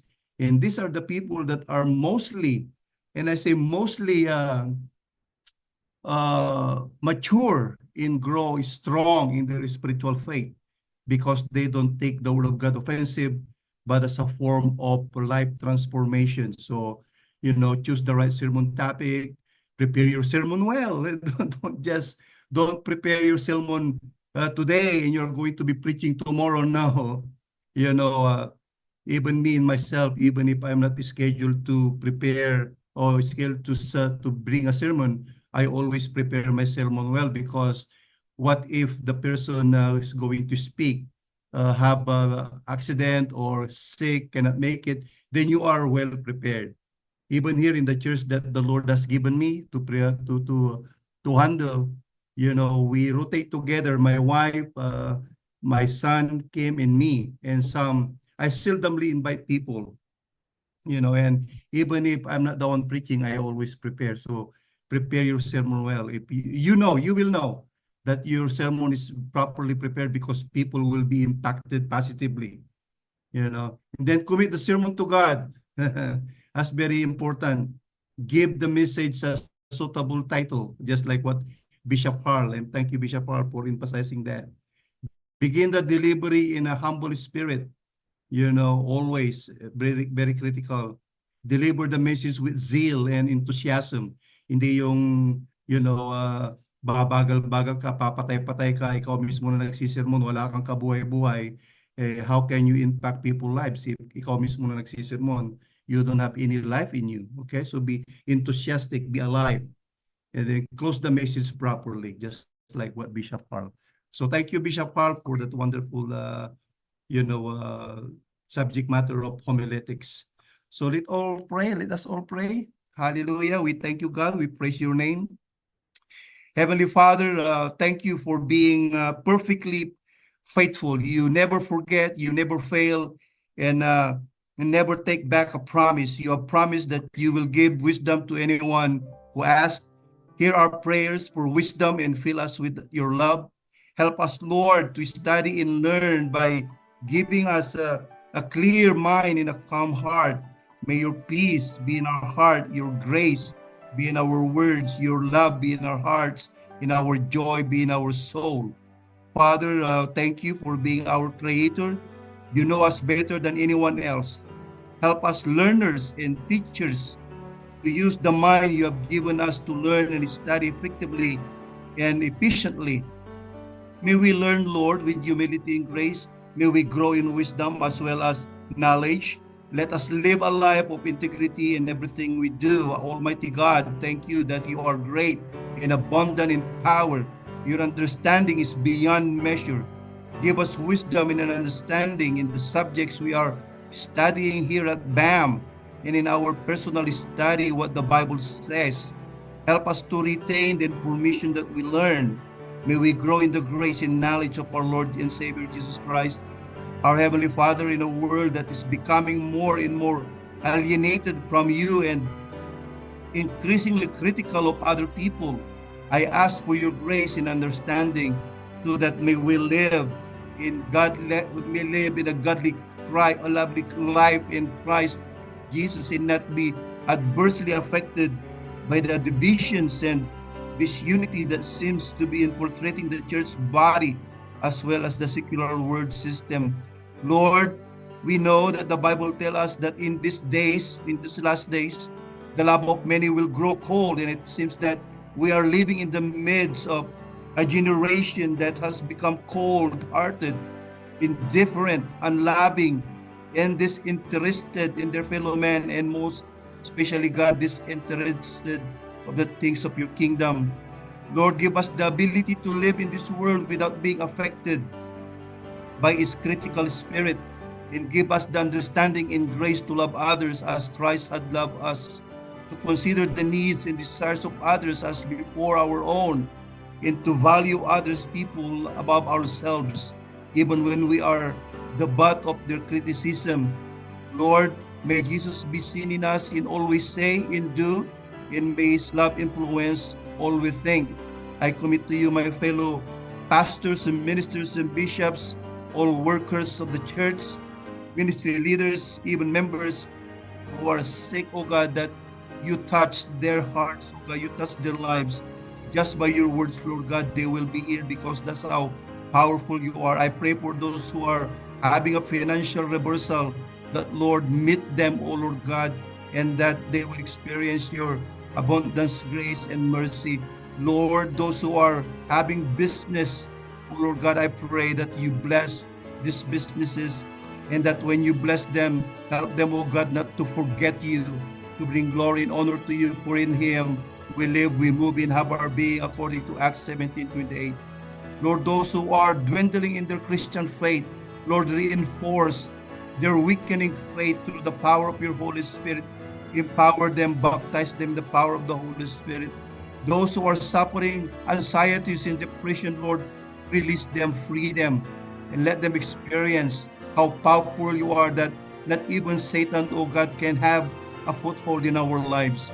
Lord, I pray for your Holy Spirit to fill the heart of our Bishop Har, Lord God, in his family, in all BAM advisors and staffs and professors, to you to be the glory, oh Lord God, that your name will be lifted up and be glorified through them and in them. I pray, God, that you supply the needs of our Archbishop and his family, and all the BAM executives and advisors and his staffs, and everyone that are here today, Lord.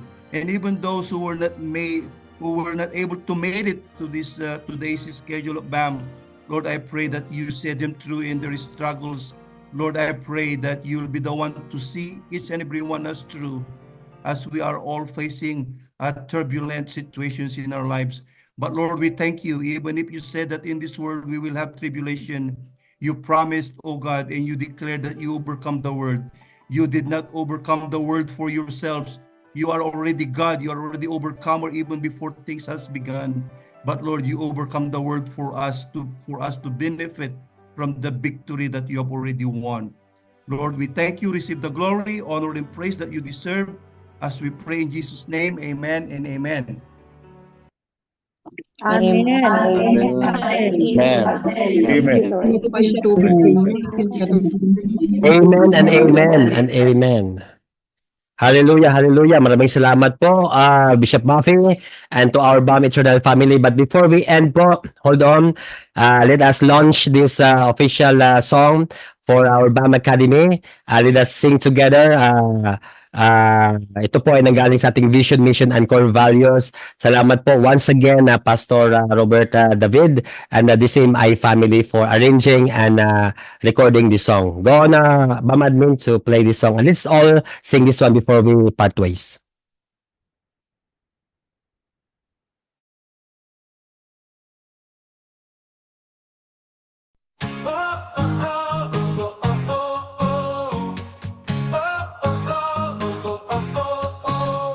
BAM Academy, a beacon of light, where God's word leads us day and night. Join us now, let your spirit grow at BAM Academy, where His love we show. To bring unity to the body of Christ, worldwide evangelism shining bright. We train, we send, we teach and build. In God's commission, our hearts are filled. BAM Academy, a beacon of light, where God's word leads us day and night. Join us now, let your spirit grow. BAM Academy, where His love we show. Missiologists we train with care, missionaries sent everywhere, ministers taught in wisdom's grace, churches are edified in every place. Never complain, never compare, never compete, but always share. In BAM Academy, a beacon of light, where God's word leads us day and night. Join us now, let your spirit grow at BAM Academy, where His love we show.